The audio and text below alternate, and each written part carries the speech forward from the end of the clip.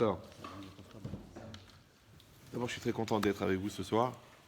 On va essayer de dire des choses intéressantes. Il y a un principe de base qu'il faut avoir en tête, c'est que le Maharal de Prague, il dit Kol hachaim ze latzet min hakoach el hapoal. Toute la vie, c'est passer du potentiel au réel. Le potentiel, c'est l'intériorité de la personne, et le réel, c'est la réalité. Maintenant, quand on passe du potentiel au réel, on dit en français « je me réalise ». Je me réalise dans mon travail, je me réalise dans ma Torah, je me réalise dans ma famille. À chaque fois que ma personne, elle apparaît. Alors, pour comprendre comment ça fonctionne, alors, il y a un schéma très simple. C'est comme les poupées russes. Vous savez, c'est des poupées comme ça qui s'emboîtent les unes dans les autres. La poupée la plus profonde, c'est la neshama. Au-dessus, il y a une autre qui s'appelle le nefesh, le psychique, le moi, on l'appelle comme on veut, la conscience. Après, au-dessus, il y a le gouffre, le corps. Et au-dessus, il y a le vécu. Comme dans un ordinateur. L'ordinateur, la neshama de l'ordinateur, c'est le DOS. Après, le système d'exploitation de la neshama du DOS, c'est le Windows. Après, il y a le corps de l'ordinateur, la tour, d'accord, la carte mère, la mémoire, l'alimentation. Et après, il y a tous les périphériques qui permettent d'avoir un lien avec le monde extérieur. Le modem, l'imprimante, le scanner, tout ça, c'est l'extérieur. Maintenant, c'est exactement fait comme sur le modèle de l'homme. Maintenant, ce qu'il faut comprendre, c'est que la neshama, elle est divine, d'accord, et elle produit une énergie très, très, très puissante. Puisque, comme par définition, elle est divine, donc elle est infinie. Et ce qu'elle produit, c'est aussi infini. Après, là où ça devient intéressant, c'est que cette énergie-là, la neshama, elle produit une énergie, cette énergie, elle sort de l'âme et elle rentre dans le nefesh. Exactement pareil comme le courant électrique. D'accord ? Vous avez du courant électrique dans la prise. Alors quand vous branchez un frigo, eh ben ça fait marcher, ça fait du froid. Quand vous branchez un four, ça fait du chaud. Quand vous branchez une chaîne IFI, ça fait de la musique. Maintenant, cette énergie-là, quand elle sort de la neshama et qu'elle arrive dans le nefesh, alors les chachamim, ils l'appellent le ratson. Ils l'appellent la volonté. Maintenant, il faut bien encore comprendre que quand on dit Aratson ne vient à Neshama, la volonté vient de l'âme. C'est pas que la volonté, elle donne l'âme. L'âme donne la volonté. Ben non, parce que sinon, ça voudrait dire que la Neshama, c'est Dieu. Donc, si Dieu il donne la volonté, donc nous, on est des robots. D'accord ? Non. En vérité, la Neshama, elle donne l'énergie. L'énergie. Maintenant, l'homme, c'est lui qui va décider, cette énergie-là, s'il va l'emmener vers le bien, vers le mal, vers l'intelligence, vers la bêtise, vers la haine, vers l'amour.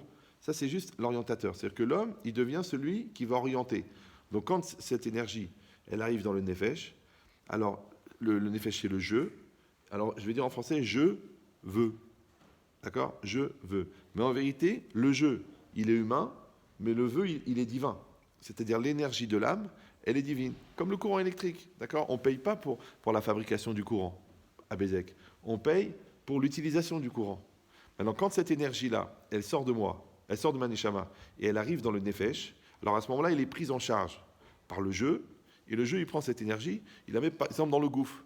Alors quand tu la mets dans le gouffre, parce que tu te lèves, ou parce que tu cours, ou parce que tu te bagarres, ouais, ou parce que tu fais un daf de Gemara, ça ne change rien, c'est que ça s'appelle la motivation. Donc c'est la même énergie, mais elle change de connotation, de nature, quand elle passe. Donc quand elle passe dans le gouffre, elle s'appelle la motivation. Quand elle passe dans le vécu, tu la mets dans ta vie, tu la mets dans ton projet, tu la mets dans ton bac, ou tu la mets dans ton commerce, ou tu la mets dans ton couple. Donc là, elle s'appelle la achlata, elle s'appelle la détermination. C'est-à-dire que moi, en vérité, qu'est-ce que je fais ? Je vais orienter l'énergie par là ou par là. Ça va ? Maintenant, le nefesh, à l'intérieur, s'appelle le koach, il est en potentiel. C'est mon moi, c'est ma personne. Et après, qu'est-ce que je dois faire moi ? Je dois prendre ce koach et la tset auto la poal. Je dois le sortir dans la réalité. Donc il y a le moi intérieur qui est potentiel et le moi extérieur qui est réel. Comme là, je vous vois, c'est votre moi. Ouais. Mais à l'intérieur, c'est votre moi. Maintenant, quand vous parlez, c'est qui parle ? C'est pas votre gouffre qui parle. Le gouffre, c'est juste un haut-parleur. C'est le gars qui tient le micro à l'intérieur. C'est le jeu. Maintenant, le souci, c'est qu'on est obligé de développer le moi intérieur pour développer ensuite le moi extérieur. Ça va ? Oui. C'est pour ça qu'en français, quand on parle de soi, on parle de respect de soi, la confiance en soi, d'accord, la connaissance de soi, mais de qui on parle exactement ? C'est-à-dire que vous êtes jeune, Baruch Hashem, mais il y a beaucoup de gens, ils ont 40, 50 ans, ils n'ont toujours pas compris qui ils sont. C'est pour ça que le mot en français, le mot personne, il est très bizarre, parce que personne, ça veut dire personne, et ça veut dire personne. D'accord ? Maintenant, le mot personne, normalement, c'est chachouv, parce que t'as bel adam chachouv. Ouais, t'es pas un animal, t'es pas une chaise, t'es pas un objet, t'es une personne. Donc personne, c'est quelque chose de chachou. Et personne, c'est personne. D'accord? Maintenant, le problème, c'est que si toi, tu ne deviens pas toi, tu es personne. Maintenant, si tu es personne, tu ne peux pas avoir le kavod d'une personne, puisque tu sais que tu es personne. Vous me suivez toujours? Donc après, quand tu viens, tu dis oui, on ne me fait pas kavod, on ne me rappelle pas mes textos, le client il ne veut pas signer le contrat, mon élève il n'écoute pas mon chiour, c'est la même chose. Parce que je ne peux pas écouter personne. Il faut que j'écoute quelqu'un. Ouais. Et un, en français, c'est unique. Yachid, Echad, Meyuchad. Maintenant, si toi tu es Yachid, ça veut dire que tu es Meyuchad. Si tu n'es pas Meyuchad, donc tu es personne. Donc tout le challenge, le défi, ça va être est-ce que je vais réussir à faire que mon côté Echad, mon côté Yachid, ouais, je vais réussir à le sortir. Maintenant, si mon côté Echad, il sort la poêle, ça s'appelle en français que j'existe. Parce que exister, en français, c'est extérieur, d'accord? Ister, être. Donc exister, c'est être à l'extérieur.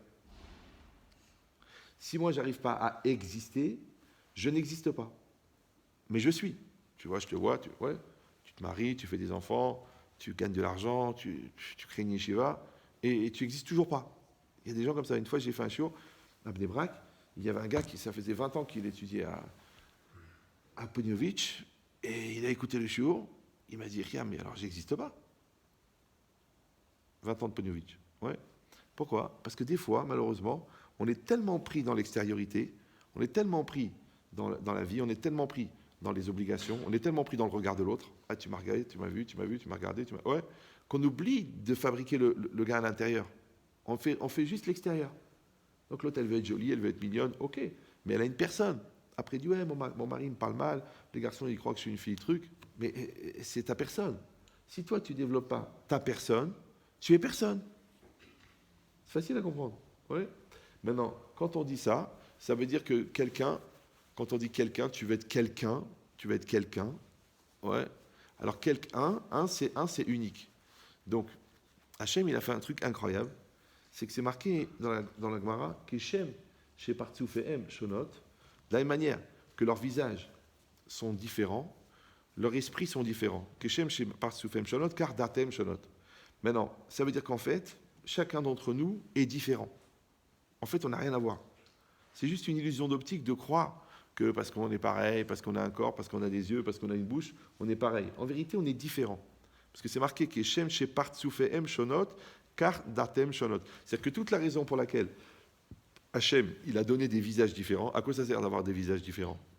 Vous savez qu'il n'y a pas deux vrais sosies dans le monde. Vous savez ça? Oui, non. Sur des milliards de personnes.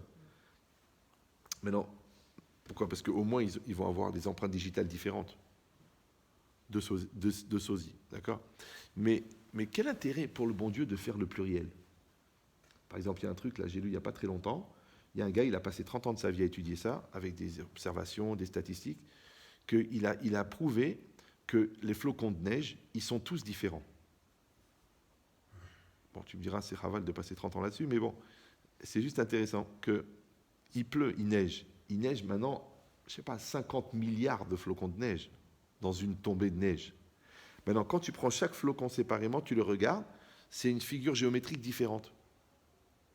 Mais c'est débile. Toi, tu vas fabriquer des bouteilles. Tu dis, tu sais quoi, on va faire des bouteilles. Ah, c'est bien. Tu sais quoi, on va faire 1 million de bouteilles, 1 million de modèles. Non, t'es lourd. Viens, on fait un bon modèle, on le vend 1 million de fois. Mais pourquoi le bon Dieu, il fait le pluriel? C'est bizarre, non? Mais si chaque flocon de neige est différent, donc chaque goutte d'eau, elle est différente. Chaque grain de sable, il est différent. Il y en a pas mal des grains de sable, si un jour vous avez le loisir de les compter. Ouais. Et alors, à plus forte raison, chaque personne, elle est différente. Maintenant, le problème, c'est que la différence, il faut l'assumer. Pourquoi? Parce qu'il y a un grand Yetzerara chez le pauvre type, c'est d'être comme tout le monde. Moi, je vais être comme tout le monde. Ouais, je vais être comme tout le monde. C'est bien, comme ça permet de vendre beaucoup de produits à beaucoup de personnes. Ils veulent tous être pareils, d'accord? Chacun, il veut être pareil. Ça s'appelle comme tout le monde. Le problème, c'est que, on a dit que un, ça vient de unique. Donc chacun est unique. Mais si un, il est unique, tout le monde, il est unique ou pas unique? Par exemple, là, vous êtes là, d'accord? vous êtes là. Vous êtes chacun quelqu'un. Mais tous, vous êtes quelqu'un ou vous êtes personne? Tous ensemble. Votre ensemble, votre groupe, il est quelqu'un ou il est personne? N'ayez pas peur, on est entre nous. Hein? Non. Non, chacun, il est quelqu'un, mais tout le monde, c'est personne. Quand tu dis, tiens, je suis parti avec tout le monde. Avec qui? Avec tout le monde. Mais c'est qui tout le monde? C'est personne. Donc chacun, c'est quelqu'un, mais tout le monde, c'est personne. OK? Maintenant, si tout le monde, c'est personne, et que quelqu'un, c'est quelqu'un, écoute bien, hein, comment t'espères devenir quelqu'un en faisant comme tout le monde? Je ne sais pas si vous... Donc en faisant comme tout le monde, tu as toutes les chances de devenir personne. La preuve, c'est rare que dans un troupeau de vaches, tu en arrêtes une et tu lui dis, qu'est-ce que tu penses de la vie? Ça ne viendra même pas à l'idée. Pourquoi? C'est qu'est-ce qu'elle va dire la vache? Mais non. C'est une vache. Ouais. Non, je ne parle pas de celle que tu as épousée. Je parle d'une vraie vache, d'accord? Donc c'est quoi l'idée? C'est que pourquoi une vache, elle n'a pas d'idée? Pourquoi une vache, elle n'a pas de projet? Pourquoi une vache, elle n'a pas d'existence? Parce qu'une vache, elle n'existe pas.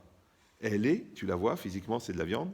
Mais exister, on a dit c'est quoi? C'est exister extérieur. Extérieur, exister, c'est être à l'extérieur. Maintenant, pour que tu puisses être à l'extérieur, il faut que tu aies un intérieur. Mais quand il n'y a pas d'intériorité, la personne, elle est, mais elle n'existe pas. C'est très important de comprendre ça. Bon, ça a l'air un petit peu de théorie comme ça, mais quand vous allez voir les applications, vous allez vous rendre compte que le pire dans la vie, c'est pas d'être religieux, pas religieux, intelligent, bête. Le pire, c'est de ne pas exister. Pourquoi? Parce que la vie, elle ne va pas se conduire de la même manière avec les gens qui existent, avec les gens qui n'existent pas. C'est normal.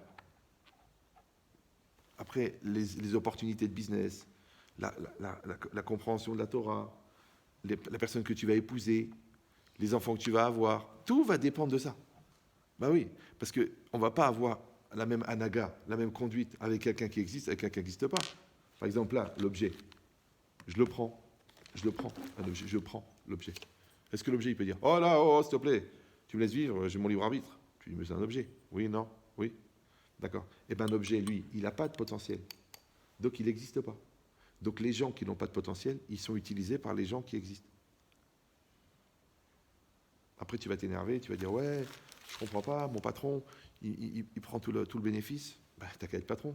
Oui, mais j'ai pas le courage. Ah, t'as pas le courage, bah, alors ferme-la. Prends tes 1 000 euros. Tu mets, je veux gagner 100 000. Ah, non, il faut exister pour ça. Dans tout, c'est pareil. Après, tu dis, ah, je voudrais épouser une fille intelligente. Qu'est-ce que tu penses de toi? Oh, moi, je suis nul.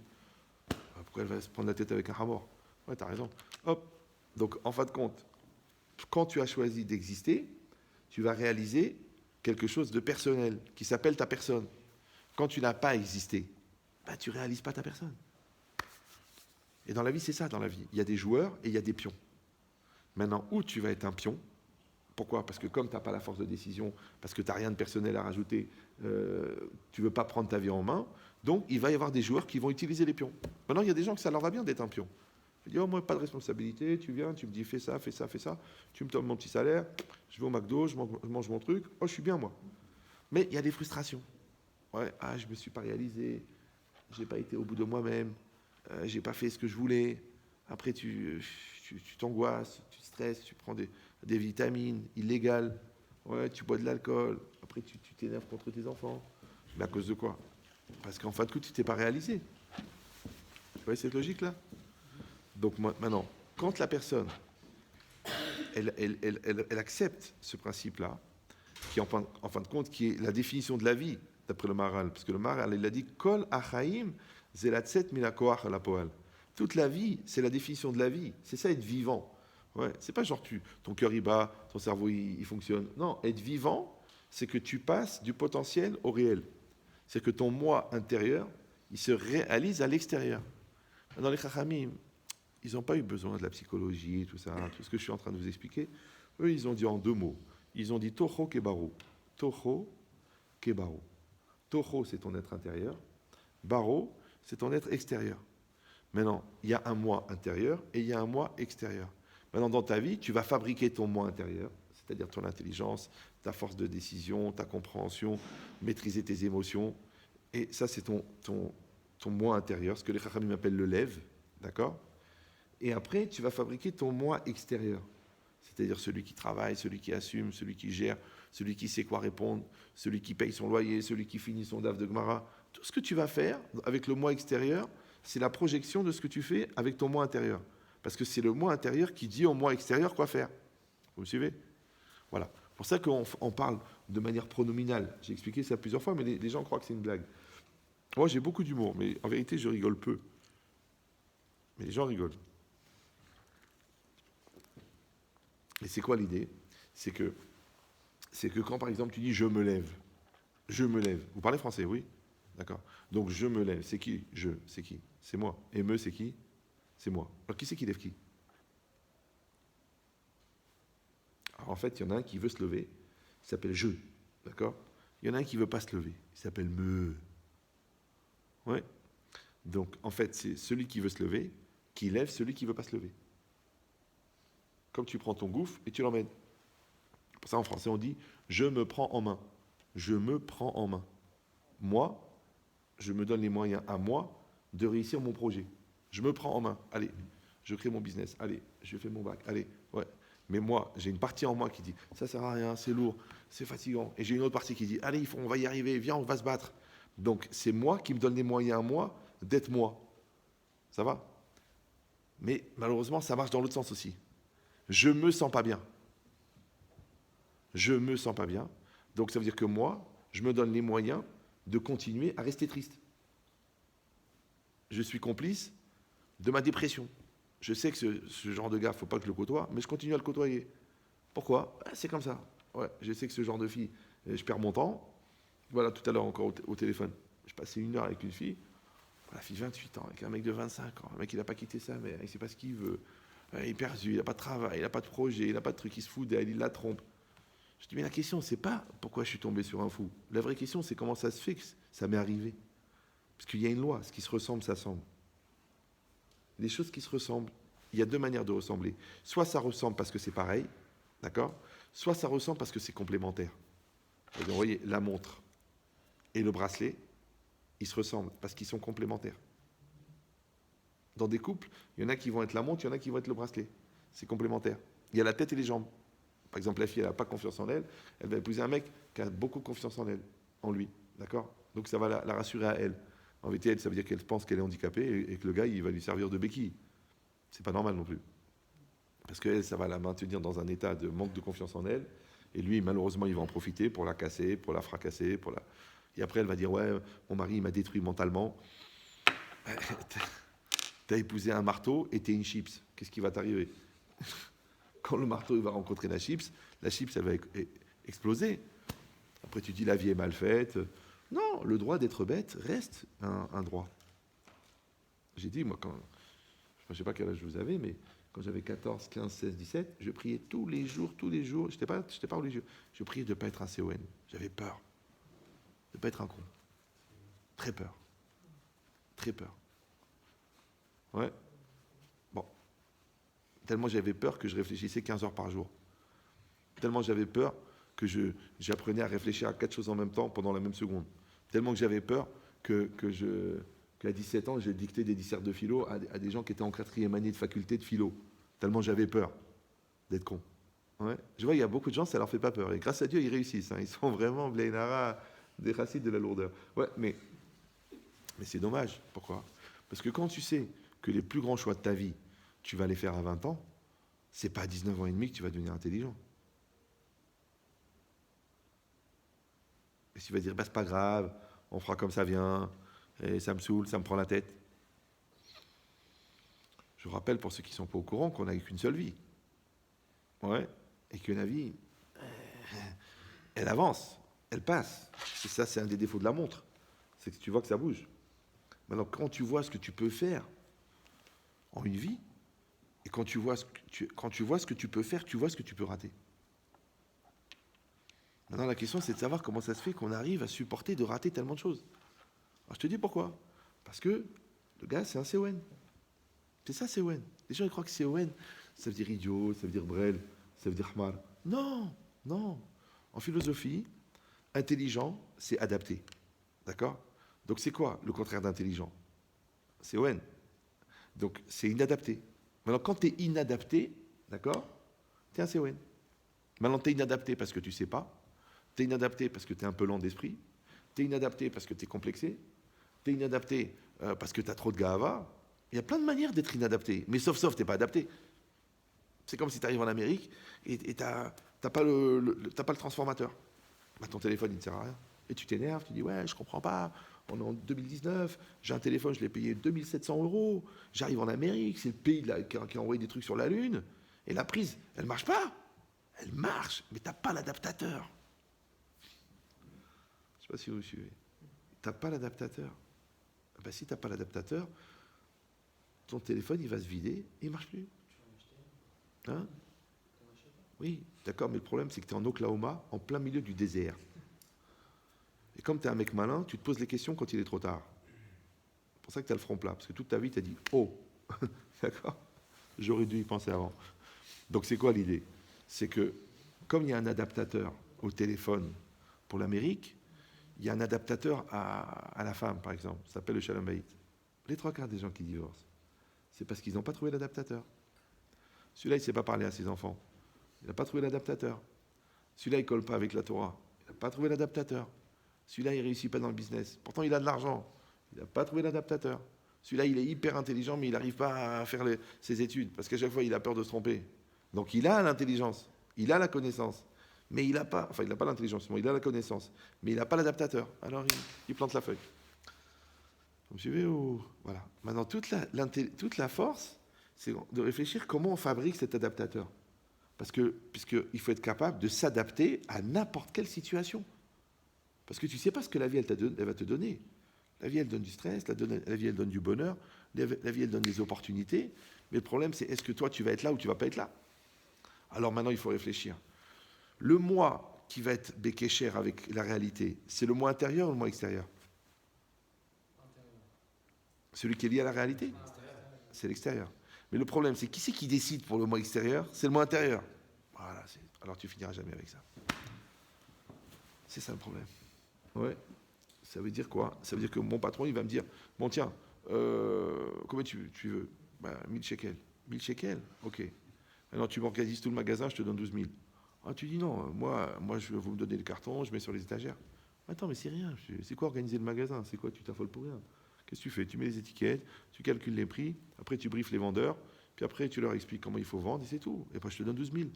Ah, mais c'est compliqué pour moi. Bon, alors je prends 1000 et range les cartons. C'est dommage. C'est-à-dire que ta bêtise, c'est 11 000. C'est 11 000. Mais ça peut être plus, ouais. Il y a un petit vieux, il me dit, ah, tu sais, je t'aime bien, t'es mon voisin depuis des années. Voilà, j'ai la maison, là. Tu sais quoi, je te la laisse au prix que je l'ai acheté en 62. Ah, bah, il est vegan. À l'époque, 60 000 shekels. Mais elle coûte 4 millions. Toi, tu dis, 60 000, c'est quand même beaucoup. Toi, t'es pas un CON, toi, t'es un cadavre. Ouais. Mais pourquoi t'as pas réagi? Pourquoi t'as pas réagi? Parce que ton moi intérieur, il est trop loin. Il est trop loin de ton moi extérieur. Donc on a proposé quelque chose au moi extérieur, mais il n'a pas relayé avec le moi intérieur. Ça s'appelle en français opportuniste. Tu n'es pas opportuniste. En anglais, c'est refif. Ça veut dire que tu es rapide. Tac, tout de suite tu comprends, tu captes, tu fais tac, tac, tac, réactif. Ouais. Mais si tu es lourd, si tu es Allah, ouais, ah bah tu dis, si j'avais su, tu sais, j'en ai eu des occasions. Hein. C'est vieux, t'es déjà vieux en étant jeune, toi. Déjà, tu radotes alors que tu n'es même pas né. Parce que c'est ça le problème. C'est qu'on a dit que, encore une fois, c'est théorique, mais quand vous regardez autour de vous, et même très très proche de vous, et même carrément vous, ouais, vous allez voir que vous êtes concerné par le problème. Parce qu'en fin de compte, toute notre vie, on fait ça. Puisque c'est le Maharal de Prague. Le Maharal de Prague, il ne vient pas donner une recette de cuisine. Il te donne un yesod, olam. D'accord? Il te dit, kol achaim, c'est la tset, mina koach et la poal. Toute la vie, c'est passer du potentiel au réel. Donc à chaque fois que tu ne te réalises pas, tu n'existes pas. Maintenant, le problème, c'est que la vie, elle bouge. Ben oui, parce que tu as 8 ans, tu as des questions de 8 ans. Mais tu as 15 ans, tu as des questions de 15 ans. Et tu as 30 ans, tu as des questions de 30 ans. Alors le problème, c'est que si ton moi intérieur n'a pas grandi, tu te retrouves avec un moi de 8 ans, mais avec une question de 30 ans. Qui c'est qui va répondre? Un gamin de 8 ans. Une fois, j'ai des jeunes, ils m'ont ramené d'un cours. Alors ils m'ont dit, oh Rav, on peut vous parler? Je dis oui. Oh, Rav, on peut vous parler? Oui, je dis oui. Rav, on peut vous parler? C'est à force d'écouter du rap, les mecs, ils ont le cerveau râpé, tu vois.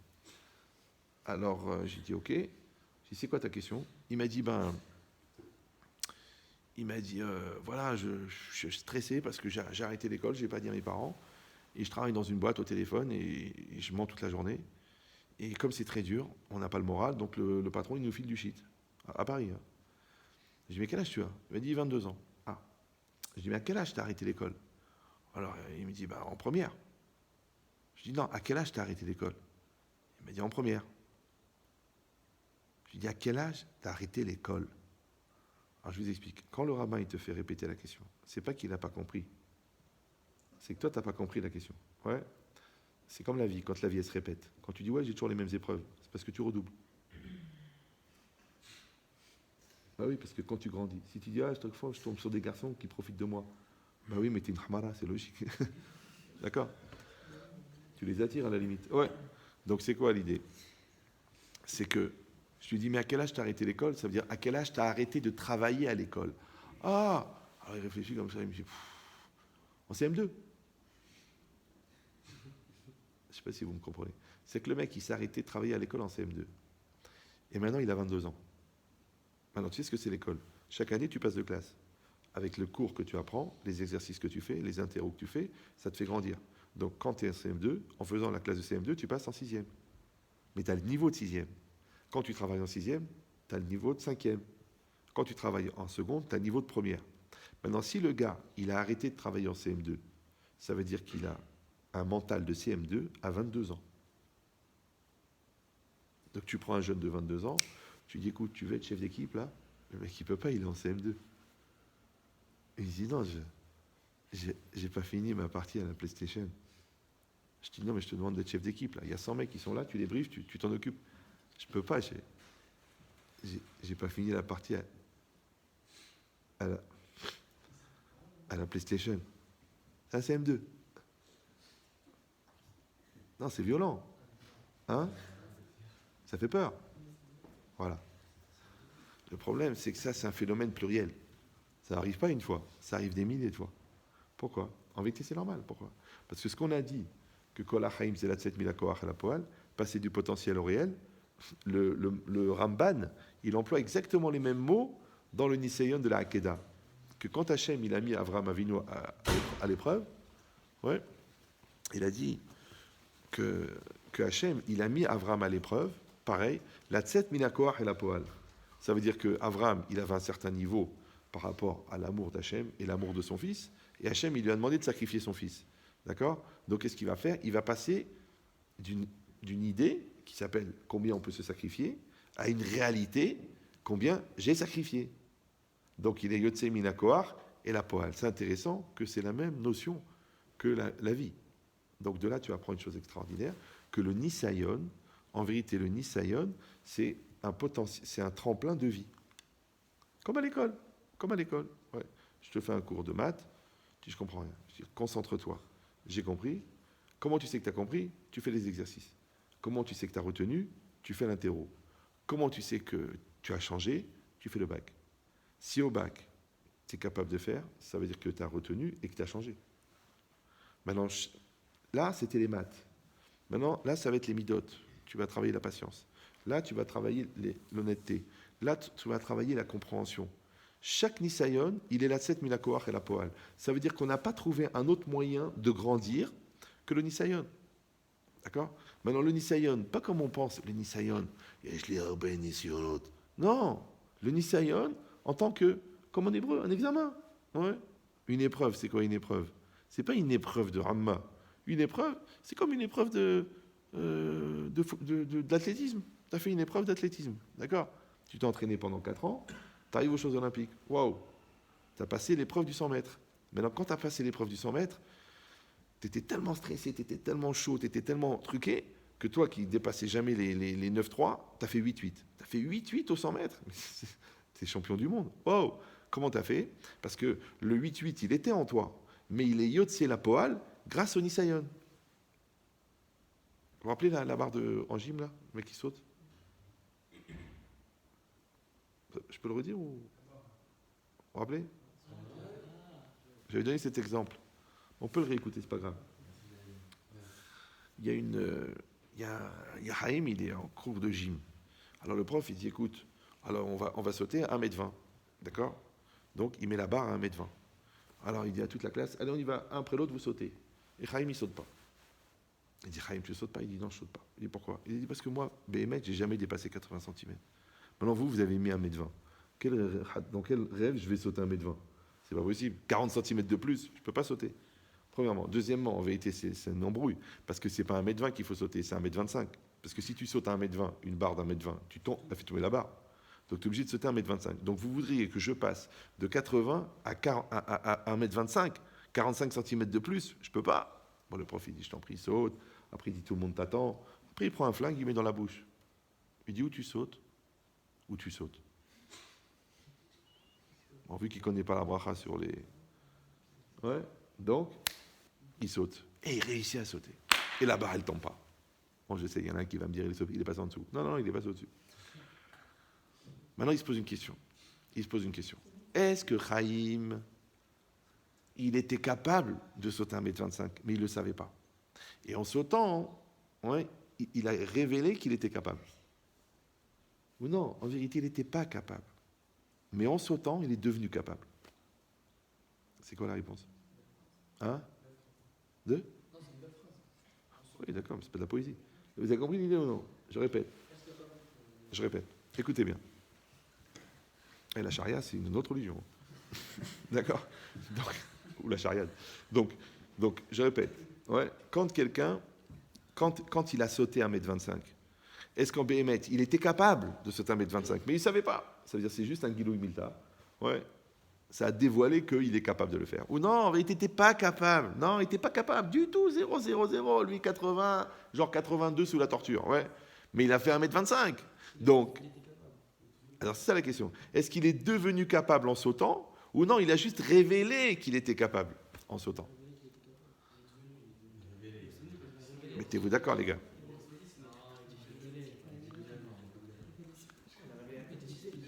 Hein?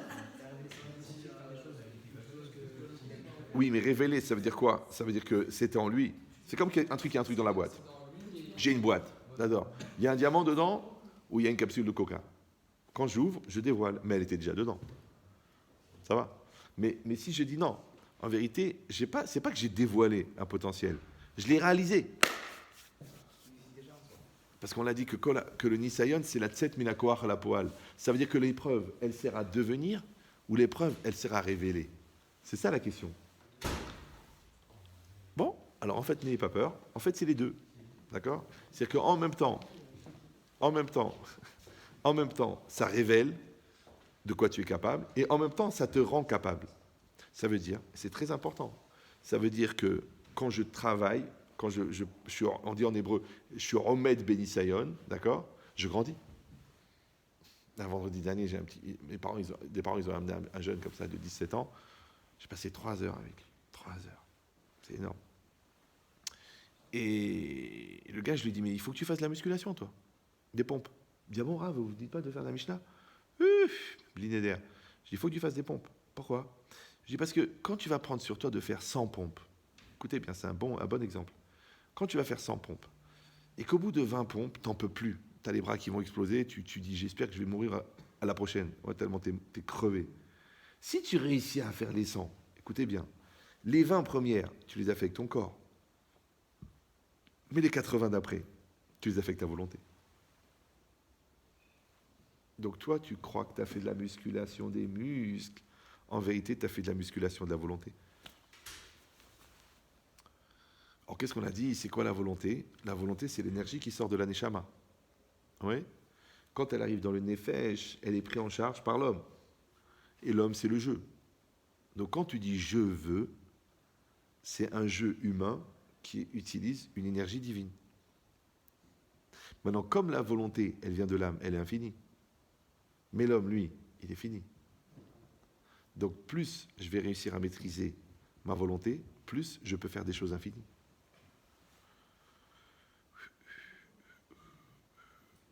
Mais si je ne maîtrise pas ma volonté, il ne reste plus que le jeu. Et le jeu, il est mesquine. Le jeu, il est petit. Le jeu, il est nul. Pourquoi? Parce que le jeu, il a un début. Et tout ce qui a un début a une fin. C'est mathématique. Donc maintenant, c'est où le problème? On a dit que, vous vous rappelez, la Neshama, elle produit ce koach-là. D'accord? Ce ratson. Il arrive dans le nefesh. Mais si on fait un zoom dans les nefesh, en vérité, il y a plusieurs parties. Il y a le moi, d'accord? Quand je te parle, tu es conscient, je suis conscient, ouais. Et après, il y a le Yetzera, Yetzeratov. Le bon penchant, le mauvais penchant. Maintenant, nous, on appelle Yetzera, Yetzeratov. Eux, les goïms, ils l'appellent la zone d'ombre. Ouais, la zone de lumière. Les psychiatres, ils l'appellent l'autodestruction. Ou alors l'auto-révélation. C'est-à-dire une tendance positive en moi, une tendance négative. Les Chinois, ils appellent le yin et le yang. Tout le monde comprend qu'à l'intérieur de l'homme, il y a plusieurs tendances. Ok, c'est pas grave. Maintenant, le problème, et là, c'est là que ça devient compliqué, c'est que nous, dans la Torah, parce qu'on n'a pas... Moi, j'ai pas fait, par exemple, d'études de psychologie, mais j'ai soigné des psychiatres déjà. Des gens qui me disent, j'ai fait 14 ans d'études de psychologie, mais avec le cours sur Yaakov et Esav, j'ai compris comment Freud il explique la zone d'ombre. C'est qu'on n'a pas besoin de... Nous, tout est dans la Torah, mais il faut savoir lire. Si tu lis rien que le Chumash en français, bon, c'est sûr que tu peux t'appeler Jacques, d'accord? Parce que tu es brel. Mais si tu approfondis les choses, à Kol Katuv, tout est marqué. Donc maintenant, qu'est-ce qui se passe? C'est que le jeu, ouais, c'est la personne. Mais la personne, elle se développe, on a dit comment? Grâce au Nisayon. Maintenant, pour que toi, quand tu grandis grâce au Nisayon, il faut que tu sois remis de Ben Nisayon. Donc, c'est ton moi intérieur qui va se confronter. Par exemple, quand tu passes l'examen, tu grandis. Ouais. Quand tu as sauté la barre, tu as grandi. Mais si tu n'es pas venu au cours de gym, tu grandis ou non? Oui, non? D'accord. Si tu ne vas pas à l'examen, tu grandis ou non? Si tu ne vas pas au travail, tu touches l'argent? Non. Donc ça veut dire qu'il faut que tu sois remède Benisayon. Donc il faut que le moi, il arrive à l'extérieur. Parce qu'on a dit qu'il est Yotse Minakoar et la Poal. Ça va? Voilà. Alors là où ça devient très très compliqué, oui. Comment on peut identifier l'examen dans la vraie vie? Dans la vraie vie, n'importe quel examen. Par exemple là. Non, pas un bac ou un truc comme ça. N'importe quoi. Voilà, vous êtes là. Regarde là, je parle. Maintenant, vous avez un examen. Ou vous écoutez, ou vous écoutez pas. Ou vous dormez, ouais, ou vous êtes concentré. Ou vous jouez avec votre téléphone, ou vous restez concentré. Après, plus fort. Est-ce que ou vous remettez en cause, ou vous dites ça ne me concerne pas, d'accord? Ou vous endormez juste au moment où ça vous dérange, ou alors non, vous dites allez, je vais profiter. Le Rav, il a pris du temps pour s'occuper de nous, on le fait. C'est un choix que vous avez. Donc on est toute la vie, on est en examen. Moi aussi, moi je peux faire un cours nul, ou je peux faire un cours bon. Comment je sais qu'il est bon? Parce que j'ai mal au ventre, c'est-à-dire je suis concentré. Si je fais nul, maintenant je peux parler en dormant, moi. Je peux parler en dormant. Je dors et je te fais un cours et toi tu as mal à la tête. Et je dors. Si je dors, ça veut dire que je mets pas mon énergie dedans. Ça ne s'appelle pas Dvarim Mayotzi Minalev. Je peux parler comme ça, je dire des choses intelligentes. Je fais ça toute la journée, c'est pas un effort pour moi. Mais je fais un effort parce que je sais que par effet miroir, si moi je fais un effort, vous faites un effort. Vous comprenez l'idée ou non? Voilà. Donc pour ça que je vais vous donner beaucoup, pour ça que je voudrais que vous le réécoutiez, parce que même si ça a l'air simple comme ça, en vérité, là, vous venez à peu près de faire 1 an et demi de yeshiva, là, sans vous rendre compte. Et à peu près 50 facs. Donc ça veut dire quoi? Ça veut dire que le problème, et comme ça ils expliquent les Chachamim, c'est que le Yetzerara et le Yetzeratov, les deux, ils viennent à la naissance. Mais le Yetzeratov se révèle à la bar mitzvah. Et le Yetzerara se révèle à la naissance. C'est pour ça que c'est marqué vers Adam Ramineurav, dans le passouk là-bas. Ramineurav, ça veut dire le mal, il est en lui depuis le début. Mais ce n'est pas le mal comme nous on croit, le mal, Lucifer, Belzébuth. Non. Le Ra dans la Torah, c'est Davar Shen Botahlit. C'est une chose qui n'a pas de projet. C'est qu'à chaque fois que tu fais n'importe quoi, ou que tu ne contrôles pas, ou que ça ne t'amène rien, ou que ça te détruit, et que tu ne sais pas pourquoi, et que c'est plus fort que toi, ça s'appelle du Satan. Maintenant, nous, en résumé, on l'appelle Satan. D'accord? Maintenant, moi, je peux l'appeler le sens de l'autodestruction. D'accord? Le manque de maturité, l'incapacité à maîtriser ses choix, être maîtrisé par ses peurs. Il y a plein de langages. Quand je donne des conférences à des goïms, je leur dis pas Satan. Vous suivez ou non? Je leur dis pas Yetzerara. Mais c'est un résumé. Donc, qu'est-ce que ça veut dire? Ça veut dire que le moi, il est là. Il a ici le Yetzera, ici le Yetzeratov. Yetzera et Yetzeratov, c'est une proposition. C'est-à-dire que tu entends une voix à l'intérieur qui te dit fais ça. Une autre voix qui te dit fais ça. Une qui te dit fais le bien. Une qui te dit fais le mal. Elles existent, c'est normal. Parce que pour que tu aies le choix, tu es obligé d'avoir la possibilité de faire le mal. Comme pour faire le bien, il faut que tu aies la possibilité de faire le bien. Donc l'impulsion du bien et du mal, elle t'est donnée. La possibilité de faire le bien et le mal physique, elle est donnée. Parce que si tu veux voler, ouais, il faut que le vendeur y tourne la tête. Qui c'est qui a fait ça, Hachem? Vous savez ou non? Maintenant, toi, le contraire. Tu veux faire une mitzvah, il faut qu'il y ait l'occasion de la faire. Qui c'est qui te propose la mitzvah? Hachem. C'est-à-dire que l'impulsion de faire le bien et le mal, elle vient d'Hachem. La proposition réelle de faire le bien et le mal, elle vient d'Hachem. Et même ton acte à toi, que tu fasses du bien ou du mal, il va être récupéré par Hachem pour faire du bien avec. Je ne sais pas si vous me suivez. Ouais. Donc, puisque l'impulsion de l'acte avant, la proposition physique pour le faire et la récupération de l'acte, elle est à Hachem, alors qu'est-ce qui reste à l'homme? Hein? La Bechira, juste la décision. C'est tout ce qui reste. L'orientation. Est-ce que je vais faire ça ou je vais faire ça? Ça s'appelle le jeu. D'accord? Maintenant, le problème, on a dit, c'est quoi? C'est que quand un homme, puisqu'il a le Yetzirah, Yetziratov, et que le Yetzirah, il vient à la naissance, donc un enfant de 13 ans, il se retrouve avec un Yetzirah de 13 ans et un Yetziratov de 1 jour. Un bébé, il vient de naître, il est né. Tu le sors du ventre de sa mère, tu le laves, tu le mets un petit pyjama, tu le mets par terre. En face, tu mets un voyou. Tu mets un voyou, nunchaku, karaté, taekwondo. Tu dis, allez, vas-y, battez-vous. C'est compliqué. Maintenant, le passage qui dit que le Yetzirah, il est vieux, parce que tu l'as depuis la naissance, mais il est bête. Par contre, le Yetzirah Tov, il est jeune, mais il est intelligent. C'est les Chachamim. Ils ont enseigné ça. Hein? Il est dedans, mais il n'est pas révélé. Tu comprends? Il n'est pas révélé. Alors que le... Tu vois des gens de moins de 13 ans qui n'ont que du Yetzirah, par exemple. Oui, j'ai compris. Justement, c'est là que tu vois. C'est parce que... Tu vois dedans, Pourquoi il y a beaucoup d'enfants qui font la crise après l'avoir mitzvah? Parce qu'il n'y a pas de conflit. D'un seul coup, il y a le conflit.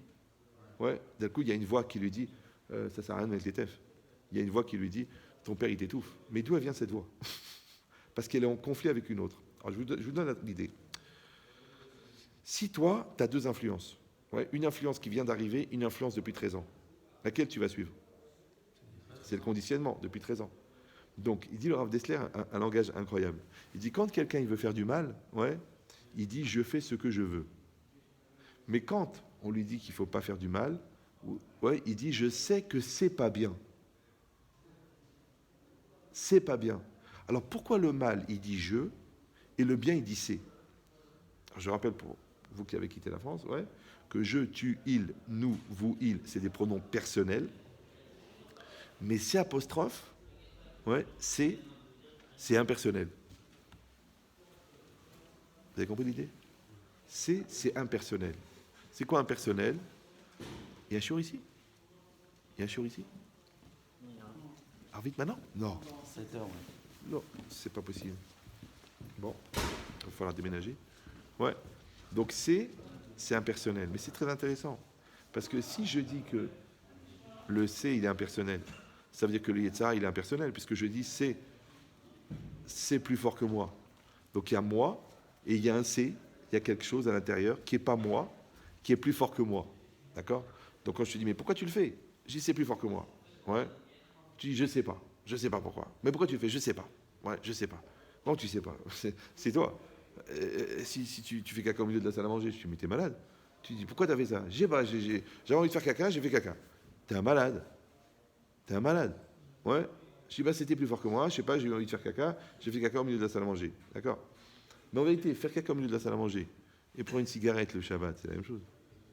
Bah oui, parce que dans les deux cas, je dis, pourquoi tu l'as fait? Tu dis, je sais pas. Non, ça veut dire que c'est peut-être moins odorant, c'est vrai, c'est sûr. C'est moins gênant. En plus, marcher sur une cigarette, ça porte pas bonheur, alors que marcher sur la caca, ça porte bonheur.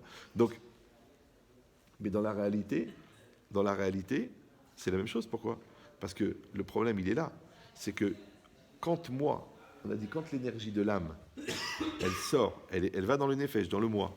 Si elle est prise en charge par le moi, en français, ça s'appelle je veux.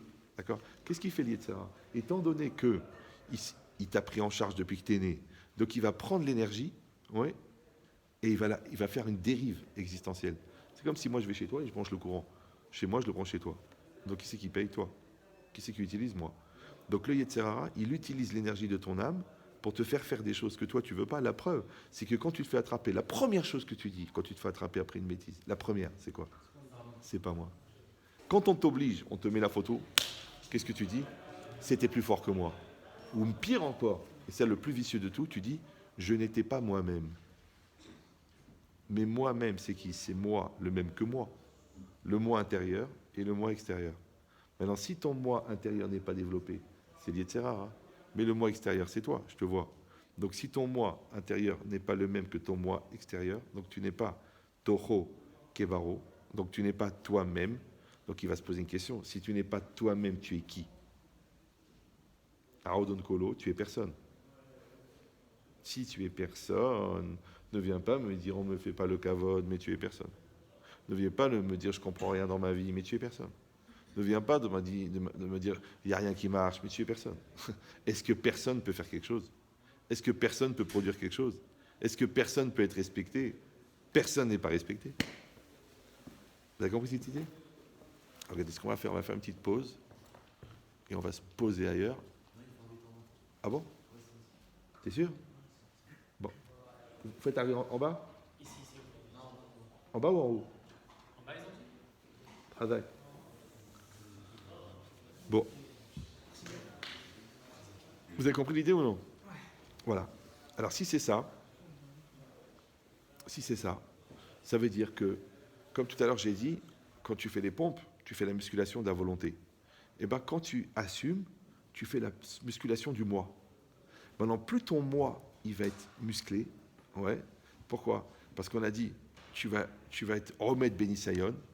Donc si, quand la Torah elle t'a dit que tu dois être Mitgaber sur ton Yetzerara, ça veut dire qu'en vérité, parce qu'on dit Eze ou Gibor, à Kovesh et Titzro. D'accord? Donc les gens ils croient que Gibor, ça veut dire champion de kung-fu, tuer 62 personnes avec une seule balle. Non, c'est les jeux vidéo. Non, Gibor, ça vient de Gever. Gever c'est quoi? C'est un homme. D'accord? Maintenant, Ata Gibor, ça veut dire tu es fort.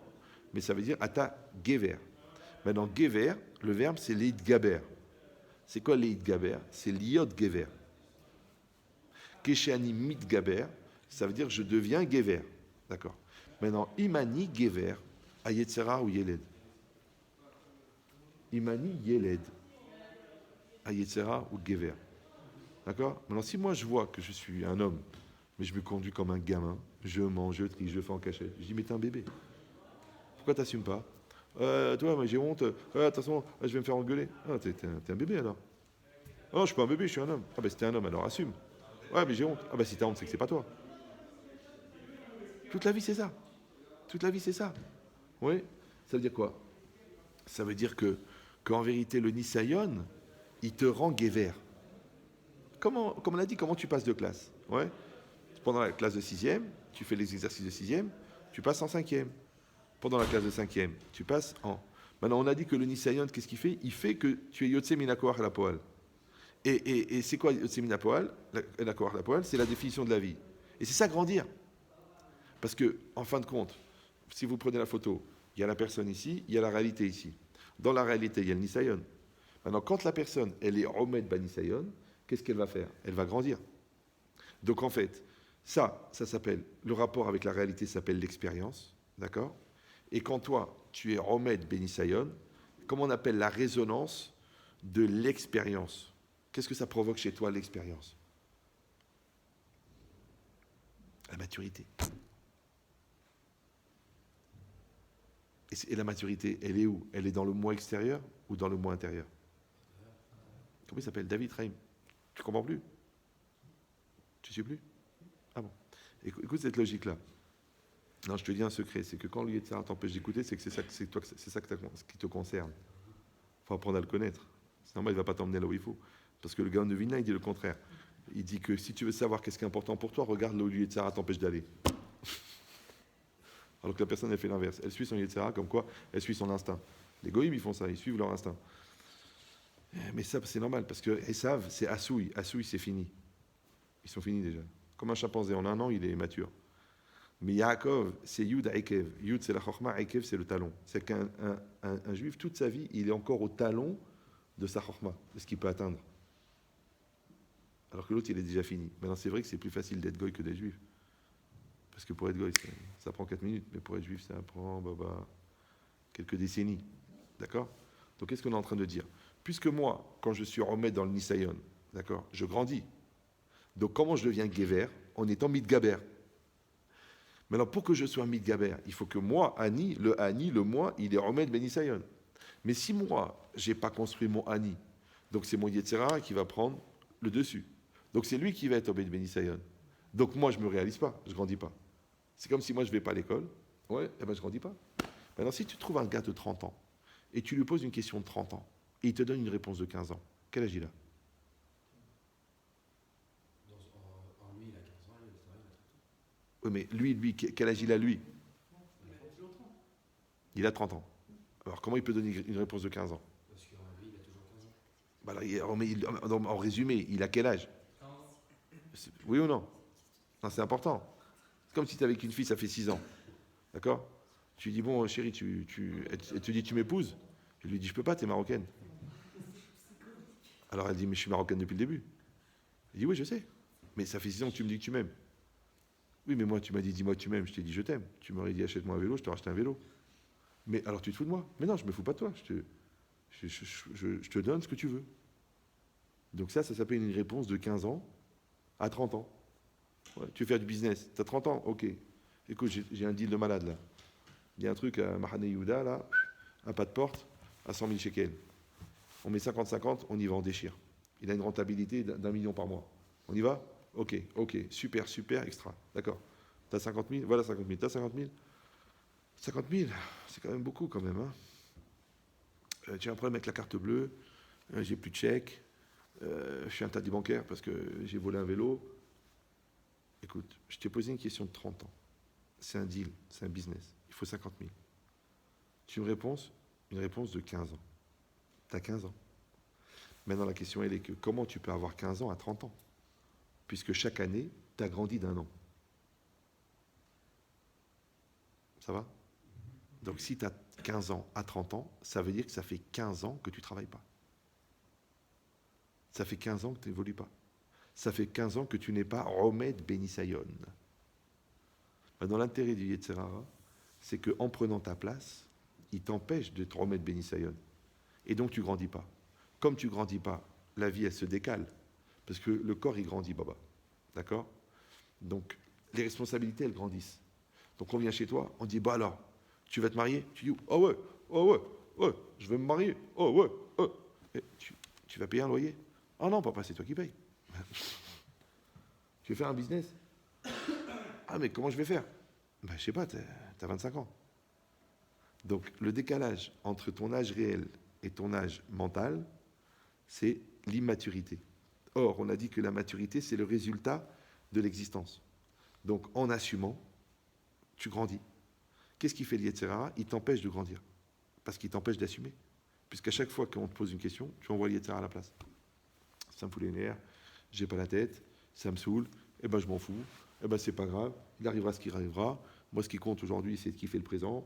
De toute façon, je suis avec mes copains, je vis ma vie. Mais tous ces langages-là, c'est des langages de glandeur. Pourquoi? Parce qu'à un moment, la vie, elle va arriver, Baba. Voilà, on arrive à l'examen maintenant. T'es prêt ou t'es pas prêt? Ah, j'ai rien foutu. Non, bah tu redoubles. Ah non, je vais pas perdre une année. Ah, c'est quoi ton souci? Ouais, mais j'aurai pas les mêmes copains l'année prochaine. C'est ça ton problème, c'est t'auras pas les mêmes copains. Je te dis que tu as perdu 1 an, tu me dis j'aurai pas les mêmes copains. Donc ça veut dire que si quelqu'un ne se donne pas les moyens d'avoir la maturité, le plus grave qui peut lui arriver, ouais, c'est pas de ne pas être religieux, c'est d'être con. Mais quand quelqu'un il est intelligent, il peut se rendre compte comment la religion elle peut l'aider. Mais quand quelqu'un il est brêle, attention, même la religion ne peut pas l'aider. C'est ça que c'est marqué derrière Eretz, Kadma la Torah. C'est quoi Derech Eretz? Les gens ils croient Derech Eretz, ça veut dire la politesse, le kavod des vieux. Allez-y, madame, prenez la place d'autobus. Non, c'est pas la politesse. Derech Eretz, c'est le chemin de la vie. Le chemin de la vie, c'est la silhouette psychologique d'une personne. Quand tu as une personne devant toi, elle a un corps, elle a une tête, c'est une force de décision, elle a des bras, une force de travail, elle a des jambes, c'est un soutien moral, une structure mentale forte. Elle a un cœur, elle a une sensibilité. Et elle a un tronc qui réunit le tout. D'accord? Alors, si tu n'as pas travaillé ta force de travail parce que tu es un glandeur, si tu n'as pas les soutiens moraux parce que tu es mal dans ta peau, si tu n'as pas le cœur parce que tu es insensible, si tu n'as pas le cerveau parce que tu n'as pas travaillé ta force d'analyse, et si tu n'as pas un tronc pour réunir le tout, tu n'as pas Derech Eretz. Et Derech Eretz kadma la Torah. Vous me suivez ou non? Moi j'ai un stylo, moi je vais écrire un livre, je vais écrire un livre, je vais écrire un livre. Je dis mais j'ai pas de stylo. Ben, le stylo, qu'est-ce qu'il va faire? Il va pas écrire le livre. Mais le stylo, il va te permettre d'écrire le livre. Donc le stylo, il va prolonger tes cochotes. D'accord? Comme un magasin, il peut prolonger tes cochotes. Et bien les téphilines, qu'est-ce qu'elles font? Elles prolongent tes cochotes. Ouais. Mais si tu n'as pas un bras pour mettre les tefs, ou si tu ne veux pas les mettre, il te manque le Derech Eretz, c'est-à-dire la silhouette psychologique qui va porter les téphilines. Vous comprenez cette idée ou non? Ça veut dire que tu es obligé de te construire toi-même pour que la Torah, elle te donne un kohar. Mais c'est pas que la Torah, Baba. C'est toute la vie, c'est comme ça. Parce que si tu n'es pas construit, ouais, tu viens chez moi, tu dis j'ai des problèmes de chalbaï. Moi, par exemple, je traite beaucoup de couples, d'accord? Je vous dis un truc à vous. Vous êtes jeune, ouais. Je vous dis la logique. C'est que les 3/4 des couples n'ont pas des problèmes de couple. Ils ont des problèmes personnels qui dégénèrent en problèmes de couple. Vous me suivez ou non? Le mec, il n'a pas confiance en lui, il va dire à sa femme, t'es nul. Il transfère. La femme, elle n'a pas coupé le cordon ombilical avec sa mère. Elle va dire à son mari, tu parles trop à tes parents. C'est du transfert. Donc ça, c'est un problème personnel, c'est pas un problème de couple. D'accord? D'accord. Donc tu vois que son problème personnel, il a créé des problèmes de couple. Si la personne n'a pas grandi, si la personne elle n'est pas devenue adulte, d'accord? Comment elle va faire avec les enfants? Ouais, est-ce que celui qui n'est pas sorti du labyrinthe, il peut expliquer à l'autre comment on peut sortir? D'accord. Donc il va avoir des conflits avec l'enfant. Il ne va pas savoir gérer, il va faire des gaffes, il va faire des lourdeurs. Pourquoi? Parce que lui-même, c'est un bébé. Il a le même âge que son fils. Donc tu vois, le fait qu'il ne soit pas construit personnellement, ça lui crée des problèmes de couple. Après, le fait qu'il ne soit pas construit personnellement, ça lui crée des problèmes de chinour. Ça va. Dans la vie, c'est pareil. Le mec, il a un potentiel de gagner 100 000 euros, mais il n'a pas confiance en lui ou il est paresseux. Donc du coup, ouais, ça, la paresse et la confiance en soi, c'est pas un problème de business, c'est un problème personnel. Donc tu vois que son problème personnel, il empêche de faire sa vie. Vous comprenez ou non? Ça veut dire que le problème personnel, maintenant, du coup, il devient le problème central. C'est ça, Derech Eretz Kadma. C'est que toi, tu dois te construire. Tu dois te débrouiller pour devenir toi-même. Tu dois être fort. Tu dois te respecter. Tu dois avoir une volonté puissante. Sinon, automatiquement, le Yetzirah, il va prendre ta place. Maintenant, nous, on appelle le Yetzirah. L'autre, il appelle l'immaturité. L'autre, il appelle la gava. L'autre, il appelle la peur. L'autre, il appelle la lourdeur. L'autre, il appelle la flemme. Mais il y a un truc en toi qui n'est pas toi, qui va prendre ta place à toi. Ouais, donc, qu'est-ce qui va se passer? C'est que toi, tu auras l'impression que tu n'as pas vécu ta vie. C'est pour ça que le gars à 40 ans, il fait une dépression. Il va voir le psy, il dit ouais, de toute façon, j'ai pas vécu ma vie. Là, j'ai fait parce que mes parents m'ont dit. Après, j'ai fait ces études-là parce que mon copain il m'a dit viens, on va tous les deux, on se met en pharmacie. Alors que moi, en fait, je voulais être pâtissier. Ouais. Après, la fille, je l'ai épousée parce que quelqu'un m'a dit elle est super pour toi, mais moi, en vérité, je ressentais rien. Après, les enfants, ils sont nés parce que c'est une maladie cyclique, d'accord. Après, à part ça, je travaillais là-dedans parce que c'est le métier que j'ai appris. Après, il craque, il dit mais attends, j'ai rien choisi. Mais pour choisir, il aurait fallu que tu aies le choix. Et le choix, il est pour le Baal Bechira. Et le Baal Bechira, il est pour celui qui a une personnalité. Et la personnalité, c'est qu'il y a une personne. Mais s'il n'y a personne à l'intérieur, tu es un pion. Si tu es un pion, on décide à ta place. Je ne sais pas si vous... Ouais. C'est que la Torah, en fait, en te donnant tous ces outils, elle soigne des centaines de maladies. C'est pour ça que j'ai des milliers de goïms qui adorent la Torah. Ça fait peur. Ouais. Parce que le gars, il dit, mais attends, mais là, en un seul coup, il m'a fait un an de thérapie, le gars. L'autre, il m'a donné le secret de la force de vente.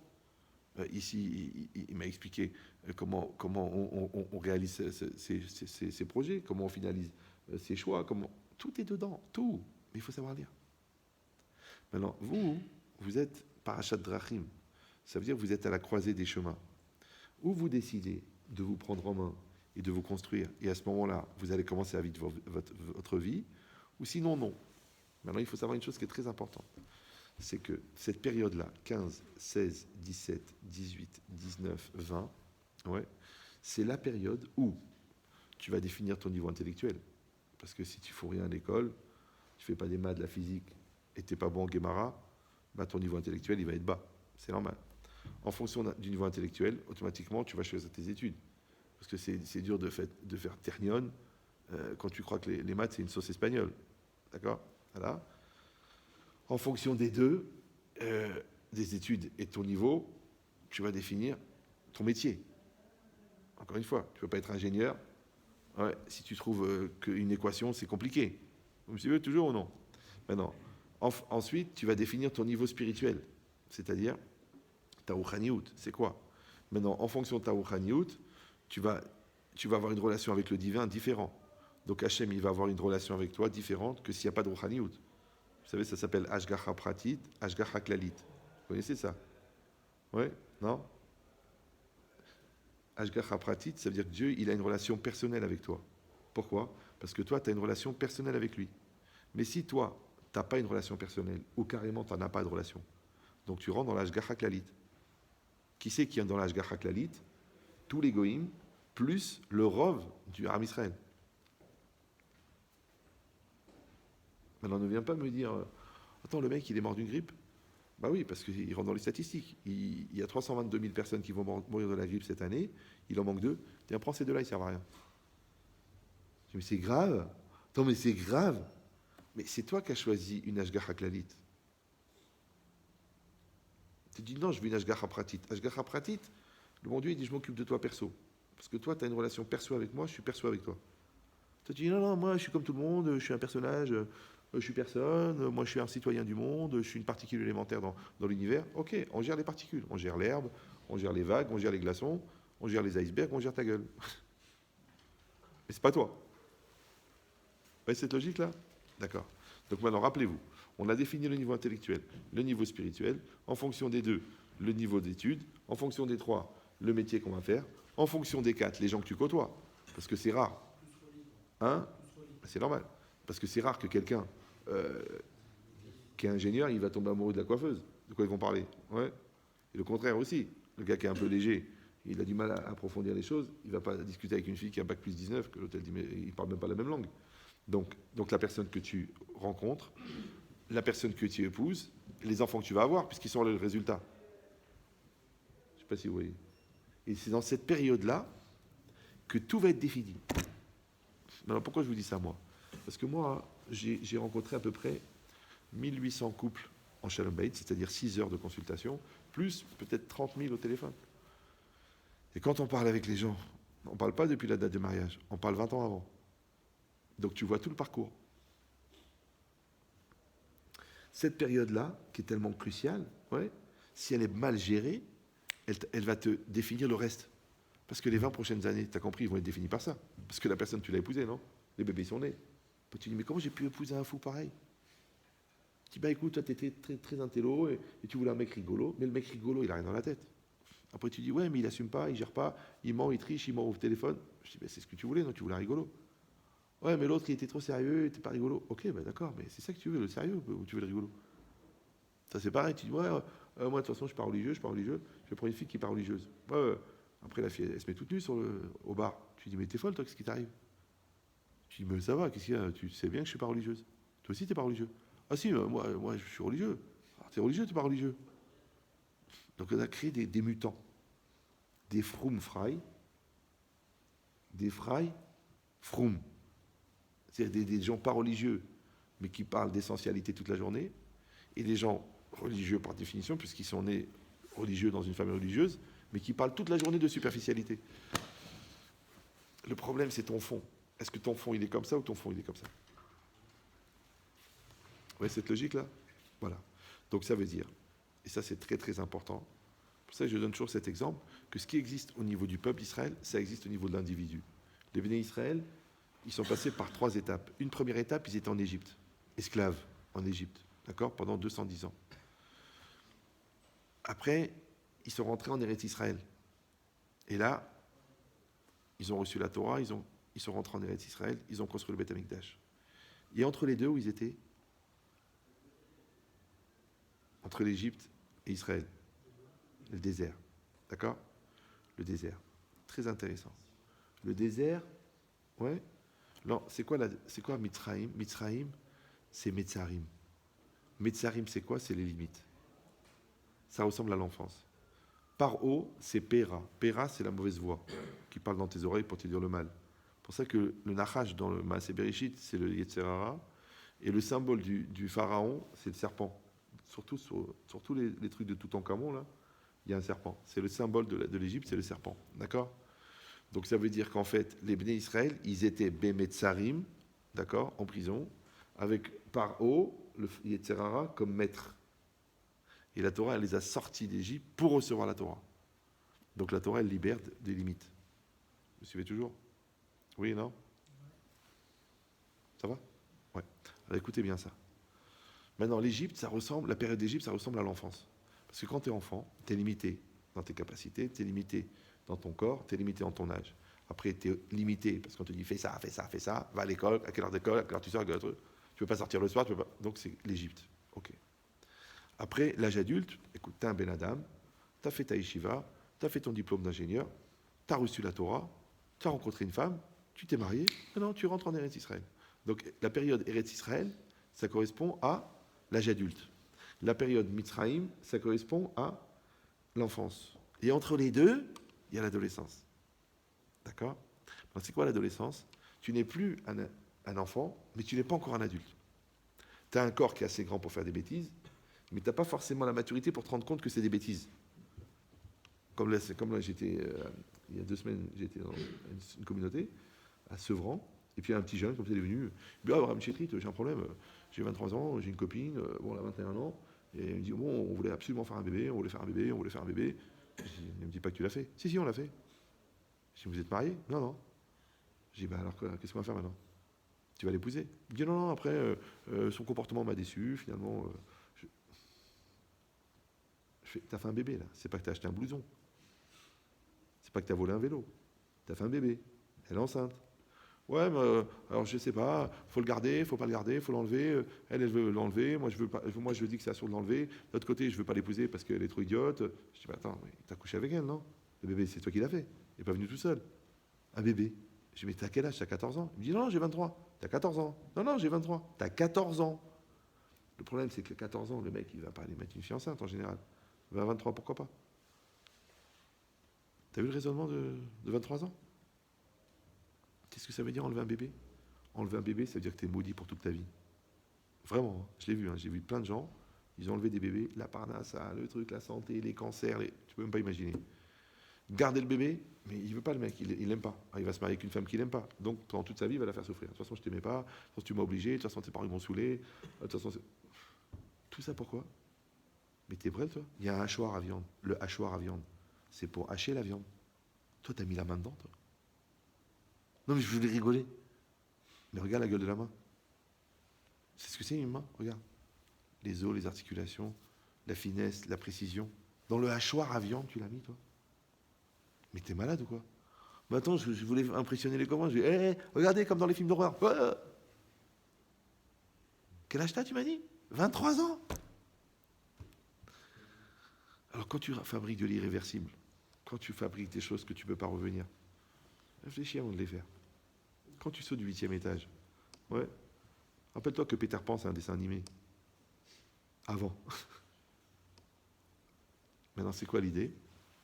C'est que l'enfant, son corps, à un moment, il a grandi. Ouais. Mais il n'est pas encore un adulte. C'est l'adolescent. Mais, et d'un autre côté, il est entre les deux.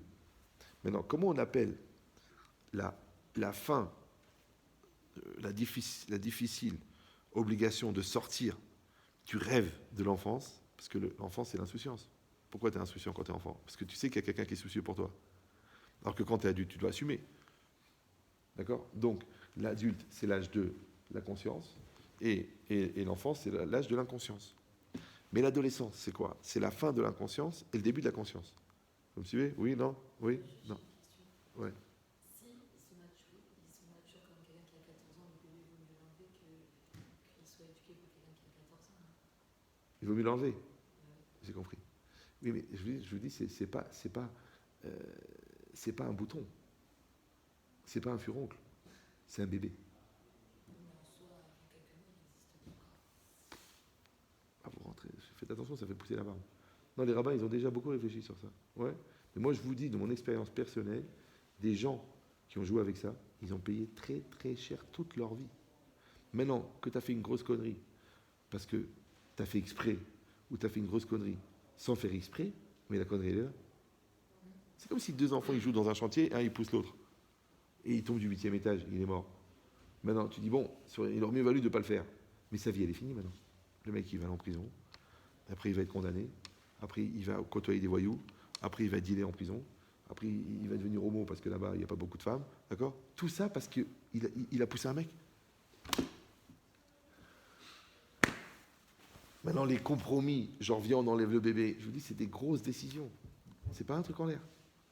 Quand t'es pas 14 ans de mentalité, tu peux pas être un enfant. J'ai compris. C'est la logique. Mais d'enlever un bébé, donc d'après vous, quelqu'un qui prend un pistolet à 14 ans et qui tire sur la tête de son frère, il va pas en prison. Mais c'est pareil. Non, c'est différent. Ah si, il est vivant. Non, pas. Non, On a fait avec un pistolet, Hein? de la lumière. oui, mais en soi, le bébé, il est pas né encore. D'accord, mais Pendant un certain temps, il est pas. j'ai compris. Mais on a déjà des rabbins qui ont statué sur ça. Oui, je sais, c'est un logique. Voilà. Donc maintenant, moi je suis pas en train de parler maintenant du cas du bébé, qu'est-ce qu'il faut faire. Moi je suis en train de parler de l'inconscience. C'est que les gens ils se rendent pas compte parce qu'ils sortent avec des filles, ils couchent avec des filles, mais c'est vivant une fille. C'est un cœur. Je vous ai raconté l'histoire du gars qui perdait les bébés, vous vous rappelez ou non? Je l'ai raconté au cours. Une fois, un gars il est venu me voir, marié, sa femme elle a perdu 4 bébés. 4 bébés. 2 qui sont morts-nés, un qui est mort dans le ventre, un deuxième qui est mort étouffé 15 jours après la naissance. Ok. Il me dit, Rav, j'en peux plus, je vais mourir, on a peur de tomber enceinte et tout. Il dit, s'il vous plaît, est-ce qu'on peut aller voir un Rav? Alors on est parti en Israël, on était voir un grand Mekoubal, à l'époque, Bolé Niftar. Et je vais voir le Rav, je dis, écoutez, Ben Adamazé, ou Ibed, Arba Yeladim, il a perdu 4 enfants. Et le Rav, il me dit, mais il manque 2. Je dis, j'ai pas compris. Il m'a dit, il a fait avorter 6 fois des femmes, des jeunes filles. 6 fois. Je dis, mais il n'était pas religieux. 6 fois. 6 fois, 6 gosses.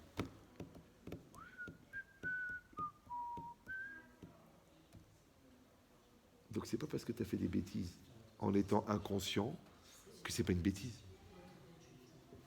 D'accord? Donc pourquoi on a l'halakha? Pourquoi on a des manières de vivre? Pourquoi on a des... Parce que on n'attend pas. Le goy, il change d'idée tous les 3 mois. Il y a 30 ans, d'être homo, c'était dégueulasse. Aujourd'hui, c'est une mitzvah. Donc ça change. Ouais. À l'époque de voler, c'est interdit. Maintenant, grâce à ça, tu vas vivre heureux. Avant de mentir, c'était bizarre. Maintenant, c'est un métier. D'accord? Ça s'appelle commercial. Donc ça veut dire quoi? Ça veut dire que le goy, il a des mentalités, il a des idées qui changent. Nous, ça fait 3500 ans que nos principes ils fonctionnent. Ça fait 3500 ans qu'on fabrique des tzadikim. On n'a pas besoin du goy pour qu'il nous explique. Moi, je vous dis, je donne des conférences à des professeurs de cancérologie.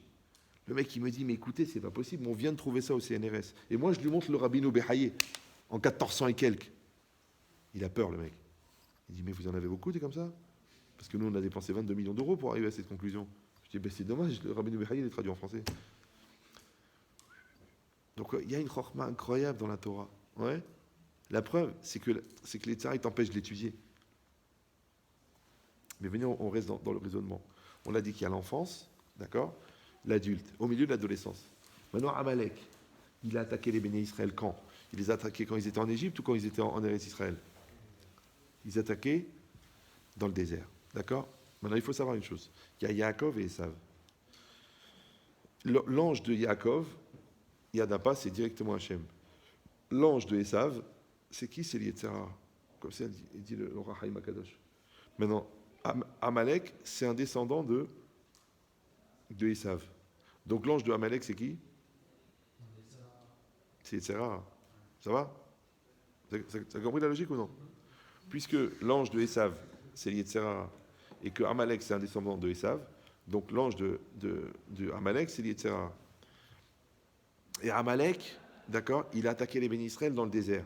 Et le désert, on a dit que ça correspond à l'adolescence. Donc quand est-ce que le Yetzerara, il attaque le plus? L'adolescence. Pourquoi? Parce que il sait que s'il t'a planté pendant l'adolescence, il t'a pas planté 3-4 ans, il t'a planté les 3 quarts de ta vie maintenant. Parce qu'encore une fois, puisqu'il t'a empêché d'étudier la Torah, tu n'es pas devenu religieux. Comme il t'a empêché de faire tes études, tu es resté brel. Comme tu es resté brel, tu as fait un métier bidon. Après, tu es obligé de déposer une khamara. D'accord? Après, tu as fait des enfants débiles. Mais ça, c'est la suite. Donc, pourquoi tout à l'heure, je vous ai dit que j'étais un malade mental et que quand j'avais 15 ans, 16 ans, je passais 15 heures par jour à réfléchir? Parce que j'avais peur. J'avais peur d'arriver à 20 ans et de faire les mauvais choix. Confirmation par texto. D'accord? Donc le contraire. Qu'est-ce que je voulais? Je voulais avoir cette intelligence. Maintenant, moi, je pense, et c'est très intéressant, parce que j'ai même des non-juifs qui m'envoient des textos, des emails, pour suivre des programmes de travail. Ouais, pour grandir, pour évoluer, pour développer leur force d'affirmation, leur sérénité, leur personnalité, le goy. Ouais. Mais tout ça, c'est la partie voyante de l'iceberg. Parce qu'après, il manque toute la Rouhaniout, ce qui est la grosse partie de l'iceberg. Parce que moi, tout ce que je vous dis aujourd'hui, c'est par rapport au développement personnel, c'est-à-dire de savoir qui on est, de se respecter. Vous avez compris? Parce que le soi, c'est le moi intérieur. D'accord? Donc, quand on dit la connaissance de soi, c'est la connaissance du moi intérieur. Ça va? Le respect de soi, c'est le respect du moi intérieur. Donc, quand je me respecte, ça veut dire quoi? Puisque le respect, c'est le droit d'exister. Donc, quand je me respecte, je me donne le droit d'exister. Et on a dit que exister, c'est la tset minakoach et la poal. Et la tset minakoach et la poal, c'est être vivant. Maintenant, quand moi, je ne me donne pas les moyens d'exister, je n'existe pas. Ça va toujours. Quand je n'existe pas, pourquoi? Parce que mon Yetzirara, il existe à ma place. Maintenant, puisque la vie, c'est d'exister, donc de ne pas exister, c'est la mort. Alors, qu'est-ce qu'ils disent les Chachamim? Ils disent Rechaim, Bechayehem, Nikraim Metim. Les Rechaim de leur vivant sont appelés morts. Alors, les gens, ils croient que ça veut dire qu'ils sont condamnés à mort, qu'ils sont Chayav Mita. Non, il n'y a pas écrit Chayav Mita. Il y a écrit Nikraim Metim. Pourquoi? Parce que quand la personne, son Yetzara, il a pris sa place, donc elle ne peut pas être elle-même. Donc son moi, il reste à l'intérieur. Il n'est pas réalisé. Comme il n'est pas réalisé, il est mort. Tu dis oui, mais potentiellement, il peut se réaliser. Ouais. Mais comme des filles, elles me disent, mais Rav, il peut potentiellement faire teshuva. Je dis, mais vous allez vous marier avec un potentiel. Ouais, c'est un gars que le jour il va se mettre au boulot, il va réussir. Mais pour l'instant, c'est un paresseux. Il fume 10 joints par jour. Tu crois que le mec, il va rattraper 10 ans d'école en 6 mois? Ouais, mais potentiellement, il a un grand potentiel. Je veux dire, tu joues avec ta vie, c'est le poker, quoi. Tu mets 20 000 $ sur 2 cartes, tu ne sais pas ce qu'il y a derrière. Si Dieu veut, ça va aller. Diblineder. Parce que illusion, désillusion.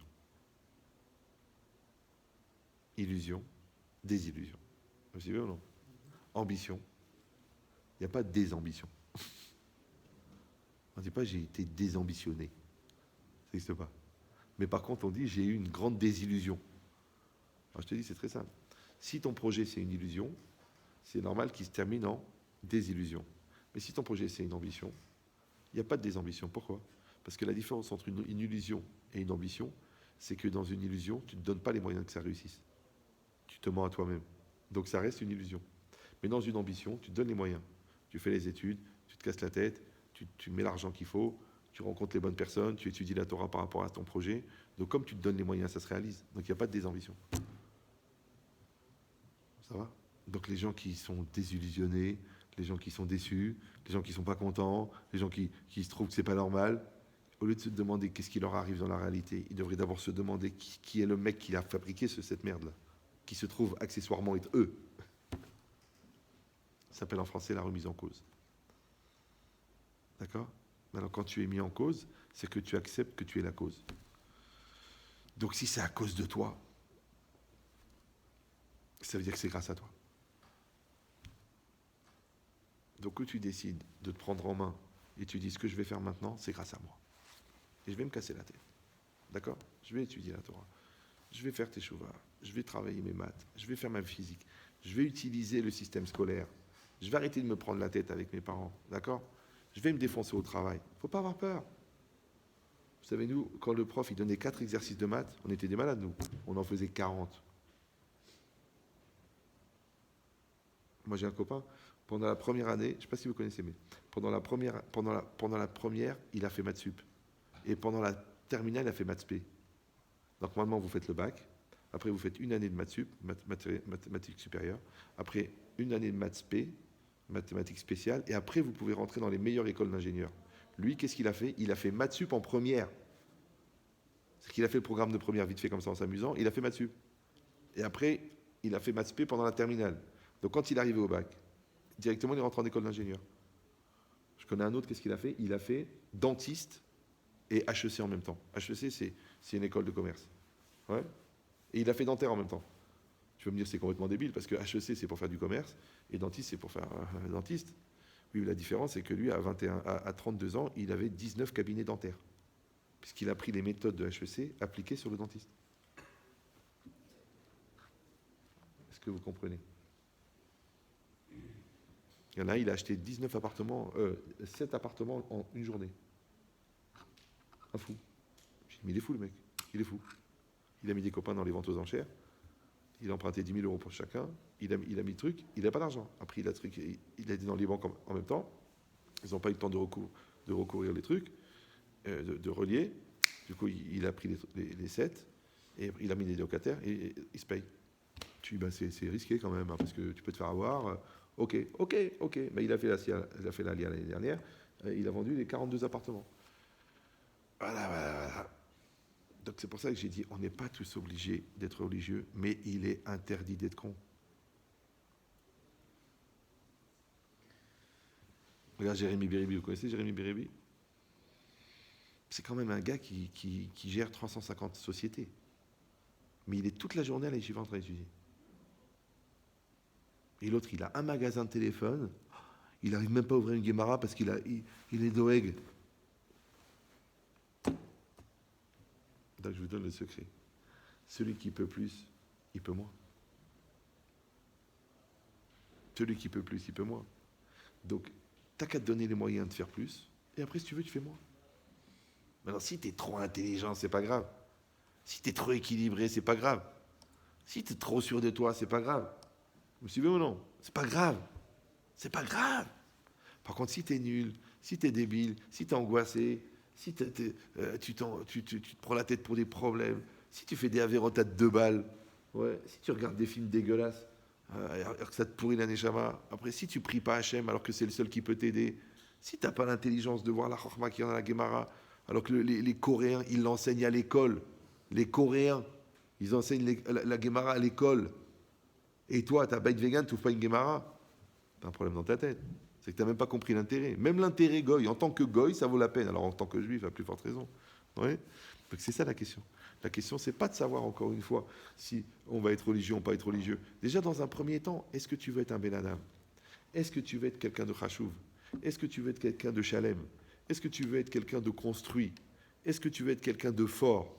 Ouais. Et après ça, tu peux te demander comment je pourrais être fort et dans la religion, et fort et équilibré et dans la religion, et d'être un homme bien, et d'être un Eved Hashem en même temps. Mais c'est des Eretz Kadma la Torah. Et si déjà pour toi, d'être quelqu'un de bien, c'est déjà énorme, ouais, parce qu'il y a trop de tentations, il y a trop d'envie, ouais, alors c'est dommage. Parce que rappelez-vous que la personne, elle est unique, ouais, mais le Yetzara, il est commun. Ça va? Donc le Yetzara, c'est personne. Donc toi, tu te dis, moi j'écoute mon Yetzara, alors tu es personne. Alors aujourd'hui, il te dit, fume un joint, allez, ça va te détendre. Pour se détendre, il faut être tendu. Oui. La morphine, c'est bien pour les gens qui sont handicapés, les gens qui ont un cancer généralisé, Mais les gens qui sont en bonne santé, ça sert à quoi? C'est comme si quelqu'un il marche, il a des jambes, il prend des béquilles. Ouais. Tu prends les béquilles quand même, ça ne peut pas te faire de mal. Comme ça, quand tu es fatigué, paf, tu as les béquilles. Tu dis, mais j'ai pas besoin des jambes. Donc pourquoi j'ai besoin d'un truc chimique qui va remplacer ma volonté? Tu dis, ça me donne du courage. Tu dis, ça me permet de me détendre. Ben pour te détendre, détends-toi. C'est quoi le contraire de la détente? C'est le stress. C'est quoi le stress? Le stress, c'est le malaise développé par la distance entre la personne que tu devrais être et la personne que tu es. Ça va? Le stress, c'est la distance, c'est le malaise qui est développé par la distance entre la personne que tu dois être et la personne que tu es. C'est très simple. Regarde, je vais vous expliquer. Si moi, écoutez bien.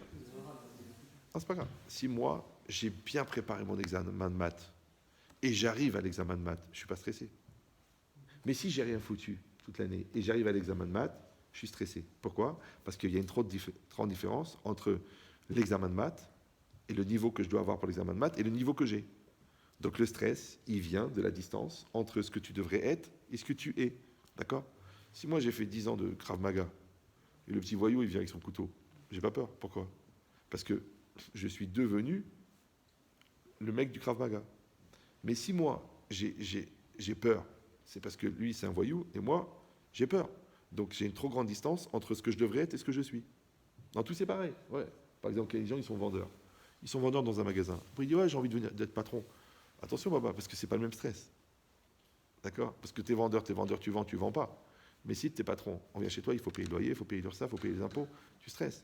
Donc comme toi, tu as des épaules de vendeur et que tu prends un Isaïon de patron, donc il va y avoir du stress. Ça va? Même un patron, il est stressé. D'accord. Mais je vous dis, le stress, il vient encore une fois de la distance. Si un patron, il est préparé, il est fort. Moi, je connais des gens qui gèrent des usines en Chine. D'accord? Le mec, il a 50 000 employés. Il n'est pas stressé. C'est une question d'épaule. Vous, par exemple, quand vous portez un stylo, quand vous portez le téléphone, ça vous pèse? Oui, non? Non.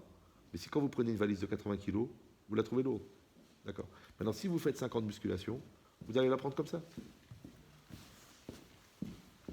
Donc ça veut dire que quand vous avez travaillé pour devenir, il n'y a plus de stress.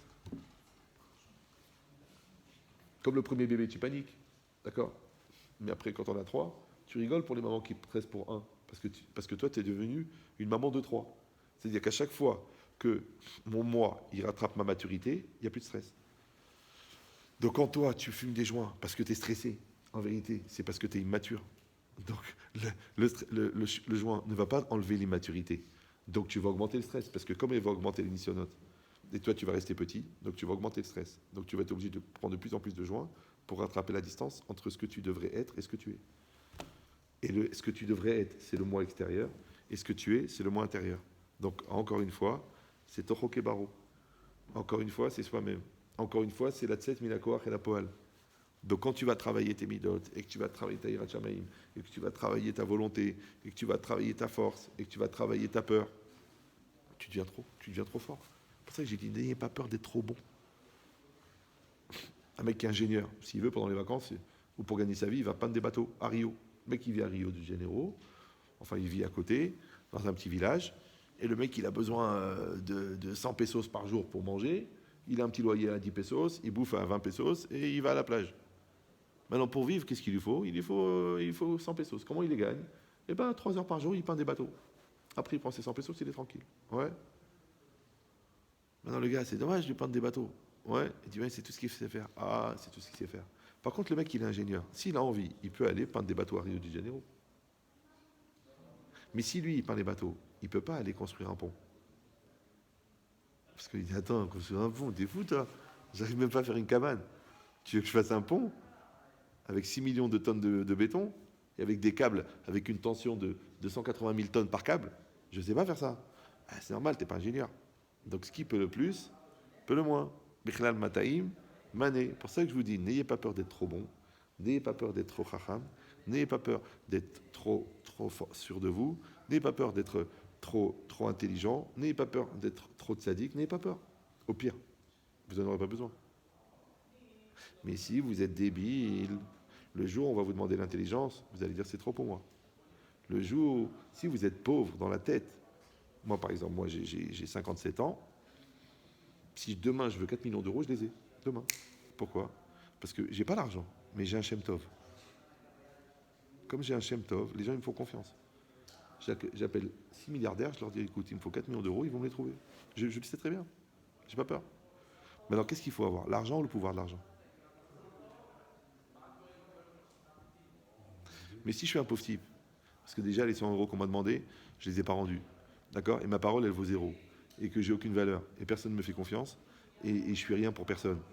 Donc le jour où je vais demander 100 euros, le mec il dit 100 euros, toi? Même pas un shekel, je te donne. Alors comment le mec il peut obtenir 4 millions d'euros et l'autre, la banque, elle ne veut pas lui prêter 100 shekels? Donc je te dis, Bichlal, Mataïm, Mané.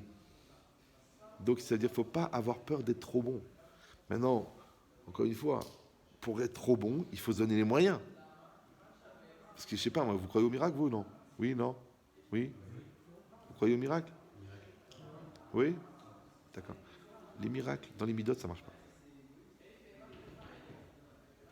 Oui, dans les maths, ça marche pas. Si je vais manger une mezouza, je vais réussir le bac. Non, non, non. Va travailler. C'est logique. Donc c'est pareil, vous. Vous, maintenant, encore une fois, vous êtes ce qu'on appelle à parachat drachim. Vous êtes à la croisée des chemins.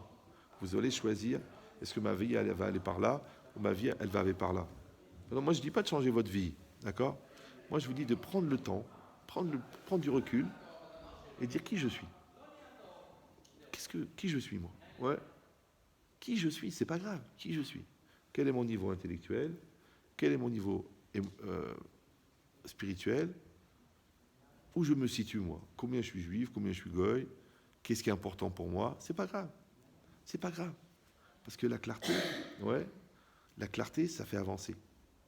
Et Amalek, c'est la même guématria que Safek. Et on a dit qu'Amalek, c'est l'Yetzera. Donc qu'est-ce qu'il fait l'Yetzera? Il entretient le Safek, le doute. Alors le doute, chez les gens intelligents, c'est la difficulté à décider. Et le doute, chez les gens pas intelligents, c'est le manque d'assurance. Ben écoute, je sais pas quoi faire. La vérité, je suis rempli de doutes, je suis perdu. Hein. Je reprends la yeshiva, je rentre une école de commerce, je fais l'armée, c'est rempli de doutes. Mais réfléchis bien, Baba. Qui s'intéresse que tu doutes? Ton Yetzera Tov? Pas du tout. Ta Neshama, elle est très claire. Donc il reste que le Yetzera. Et qu'est-ce qu'ils ont dit les Chachamim?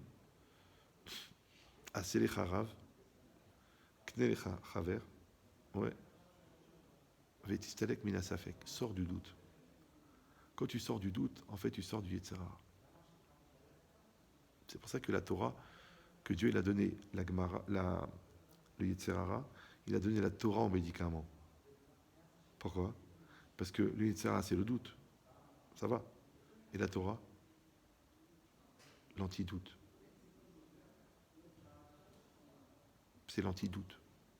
C'est pour ça que les goïms, ils veulent nous massacrer. Parce que nous, on est le peuple de l'affirmation. Chez nous, la vérité, elle est singulière. Chez eux, la vérité, c'est pluriel. On peut dire ça, on peut dire ça, on peut dire ça, on peut dire ça. Pour eux, l'objectivité, c'est d'envisager le maximum de choses. Ouais. Maintenant, si quelqu'un il tire 1000 balles sur une cible, est-ce qu'il a plus de chances de l'avoir que s'il tire une balle? Ouais. Oui ou non? Ouais. Sauf si la cible, elle est dans le dos. Et il tire par là. Tu vois, l'égoïme, il tire beaucoup de balles, mais il tire dans la mauvaise direction. La Torah, elle tire une balle. Il y a une réponse, et elle est bonne. Tac.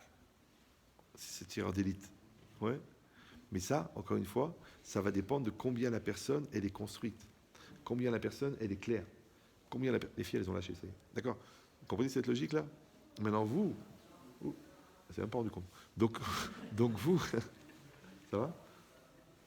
Donc vous, non mais Strasbourg, ils ont perdu.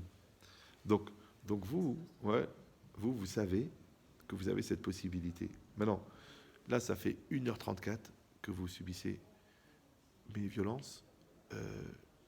D'abord, je vous demande, est-ce que vous avez des questions?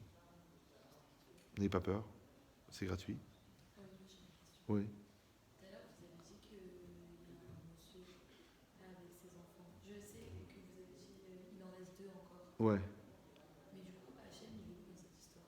Mais a pas de problème. C'est la liberté, ça s'appelle. Liberté de quoi? C'est-à-dire qu'une femme elle va souffrir de perdre 6 enfants à cause d'une connerie d'un mec. Oui, mais, C'est normal? non, mais il n'y a pas de problème.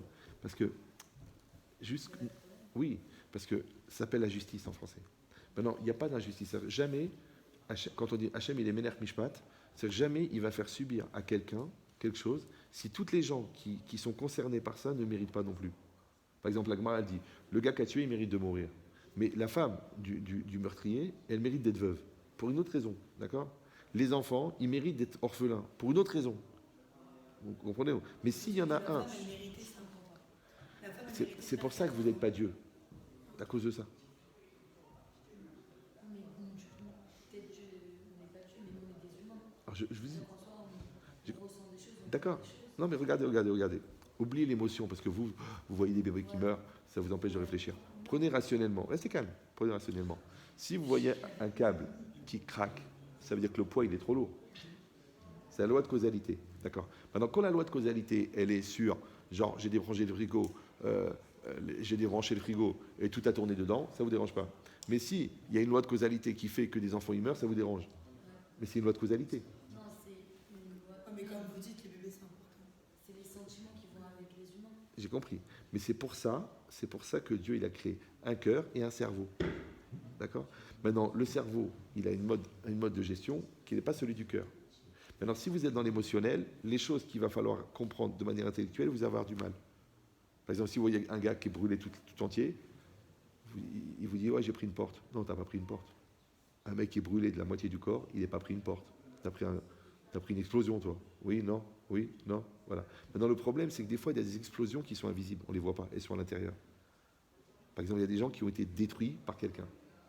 Ils ont été détruits. Tu vois la fille comme ça, elle a fait 4 tentatives de suicide, elle est mal dans sa peau, elle se prostitue, elle va toute la journée avec des noirs. Ouais.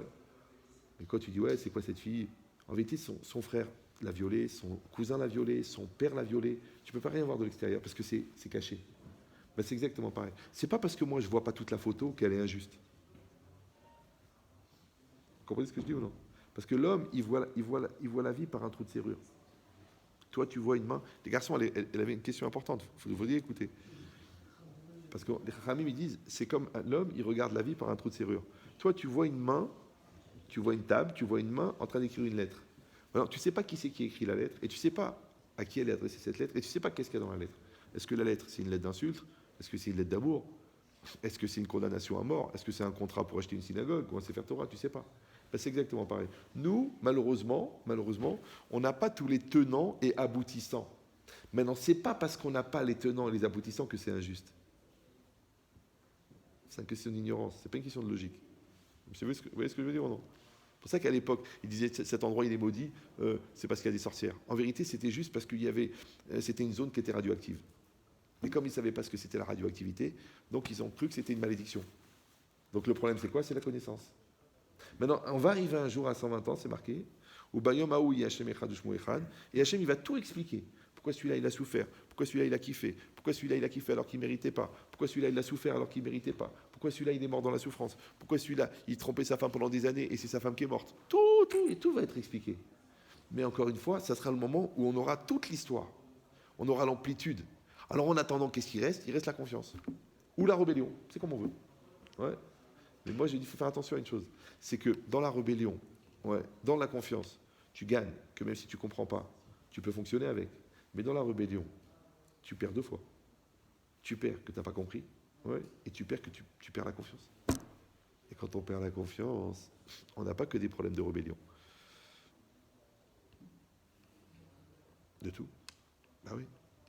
Parce que je ne comprends pas ce qui m'arrive, et donc je perds confiance en moi, après je perds confiance dans la réalité, après je rentre dans une logique d'échec. Comme je suis dans une logique d'échec, alors je me sens mal. Comme je me sens mal, je rencontre quelqu'un qui profite que je me sens mal pour profiter de moi. Donc quand j'ai perdu la confiance, j'ai perdu beaucoup. C'est pour ça qu'il faut garder la confiance. Très fort. Vous savez, il y avait une femme. Son fils, il avait été enlevé par les Palestiniens. Et pendant une semaine, tout le monde a prié. C'était un soldat.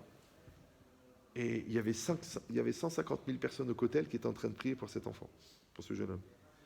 et ils ont annoncé en pleine prière qu'on a retrouvé le corps. Il est mort. Ils ont interrogé la mère de ce garçon.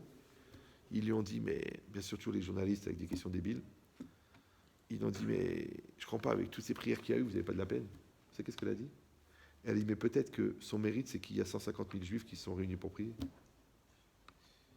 Si moi je dis ça, on va me dire, vous êtes un monstre, mais c'est la mère.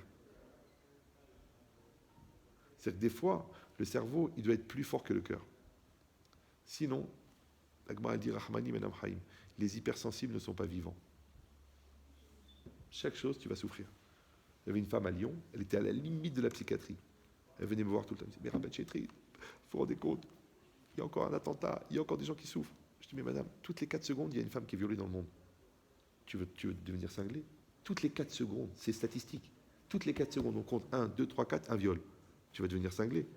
Comment tu vas faire? Tu dis, bah écoutez, c'est horrible. Bah écoutez, j'ai envie de mourir. Où est-ce qu'il est le bon Dieu? Mais ça, c'est pas le bon Dieu, c'est l'homme. La meilleure réflexion que j'ai entendue sur la Shoah, c'est un gars qui l'a dit. Quelqu'un, il a dit, oh, Dieu n'était pas... si Dieu existait, il n'y aurait pas eu Auschwitz. Alors il a dit, Dieu était absent à Auschwitz. Qu'est-ce qu'il a dit, le gars? Le gars, il a dit, non. Dieu, il était là. C'est l'homme qui n'était pas là. Mais il n'y avait plus d'hommes, il n'y avait que des animaux. Ce qu'on appelle des bergers allemands.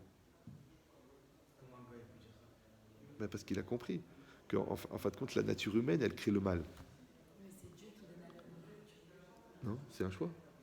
Mais un choix est mieux, vous avez dit, le Yitzhara, il donne par Dieu. Mais il donnait.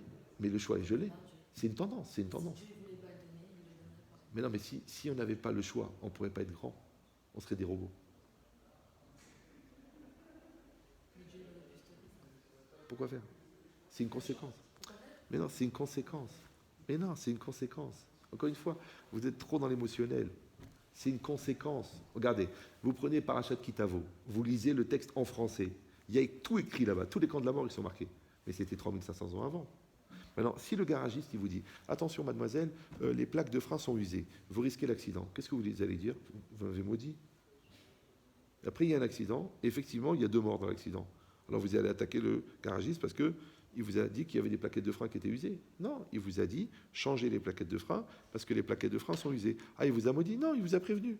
Donc quand la Torah elle prévient, elle prévient du bien, elle prévient du mal. Ça s'appelle le libre arbitre. Comme la loi. Oublie la Torah, oublie. D'accord?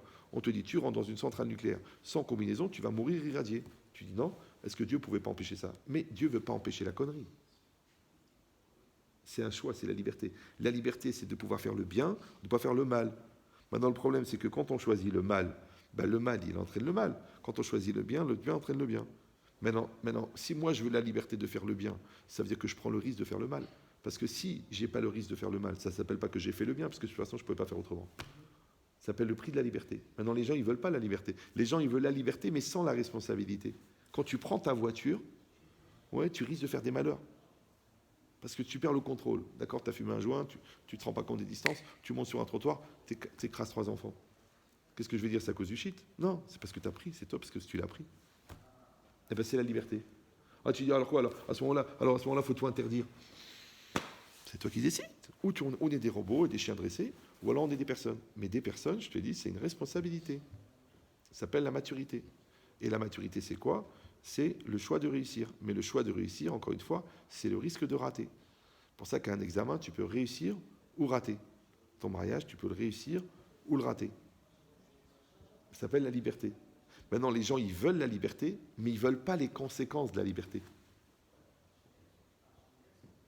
Ah, maintenant, parce que je ne vois pas le lien entre... Moi aussi, je n'ai pas d'explication rationnelle de la Shoah. Pourquoi? Parce que le Chazon Ish, il dit qu'à partir d'un certain niveau d'horreur, on arrête de réfléchir. Mais de dire que c'est injuste, non. Ah, que je ne comprends pas la justice? Ouais, c'est possible. Ouais.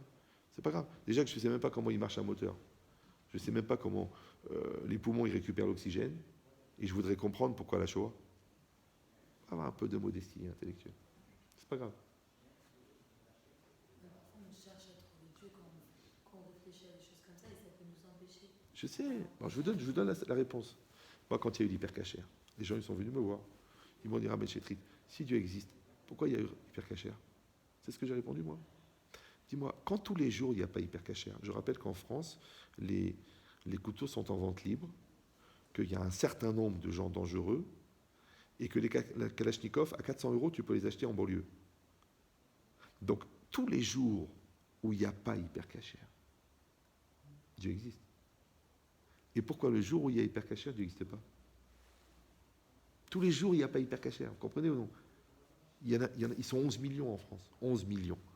Sur les 11 millions, il y en a bien 100 000 qui sont déglingués. Sur les 100 000, il y en a bien 10 000 qui peuvent acheter une Kalachnikov. Donc 10 000, ça veut dire qu'il devrait y avoir, il y a 305 jours dans l'année, tu divises par 10 000, combien il devrait y avoir d'hypercachère par jour? Donc tous les jours où il n'y a rien, tu trouves ça normal. Mais c'est pas vrai. Si toi tu as des questions sur la guerre, moi j'ai des questions sur la paix. Comme un enfant. Ouais, vous avez un petit frère, non? Vous avez vu combien de fois il tombe, du vélo, combien il tombe juste à côté du radiateur, quoi. Je dis, mais à chaque minute, il peut perdre un œil, il peut perdre toute la journée. Alors, Shomer Petahim Hachem. Les gens qui ne peuvent pas se protéger, Hachem les protège. Mais les gens qui peuvent se protéger, ils doivent se protéger. C'est comme ça. Ah, tu dis, mais c'est horrible. Bienvenue au club. Hein? Et quoi? Vous avez dit des gens qui ne peuvent pas se protéger, Dieu les protège. Ah, je vous dis, encore une fois, oubliez l'horreur, parce que où vous décidez, parce que c'est ça, en philosophie, ça s'appelle les registres. Ou vous êtes dans un registre émotionnel, et donc il n'y a plus de réflexion. Ou vous êtes dans un registre intellectuel, mais il n'y a plus d'émotion. Il faut décider. Hein? Ben non, parce que il fausse l'autre. Le cœur a ses raisons que la raison ne connaît pas. C'est pareil. Vous êtes avec un garçon, vous êtes amoureuse de lui, mais le mec, il est fou, il est menteur, il triche, et il vous trompe avec votre sœur. Alors je dis, mais il faut le quitter. Tu dis, oui, mais je l'aime.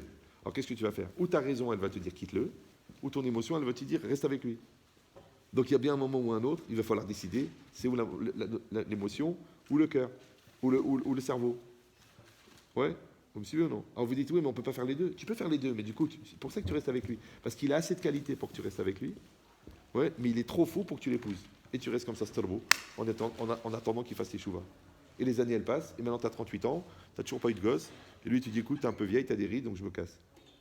Donc il a continué son égoïsme. Et toi, tu es resté là. Pourquoi? Parce que tu n'as pas eu la force d'écouter ta raison. Donc quand c'est le domaine de la réflexion, il faut être dans la réflexion. Quand c'est le domaine de l'émotion, il faut être dans l'émotion. Après, l'équilibre entre les deux, il faut le trouver. Mais il y aura toujours une part de l'un ou de l'autre. Je sais que c'est dur, ouais, mais je préfère être clair avec vous plutôt que de vous dire non, mais tu sais, c'est pas évident, ouais, mais il faut comprendre, puis on en a beaucoup souffert, et le temps il passe. Moi, je parle clairement aux gens. Oh, vous n'avez pas peur, vous avez des questions, vous n'avez pas peur. C'est bien, le travail. Il faut poser ces questions. Parce que les gens, ils ne les posent pas, et après, ils les posent à 50 ans avec 6 gosses. Mieux que tu les poses maintenant, ouais, et après, ça sera plus facile à assumer. Est-ce qu'il y a d'autres questions? Est-ce que vous faites référence à la Torah quand vous faites des références à Des goïms. Oui, mais je ne leur dis pas les psukim et les gmarottes. Ils ne comprennent pas. Tout ce que je dis, de toute façon, je n'ai pas appris autre chose, moi.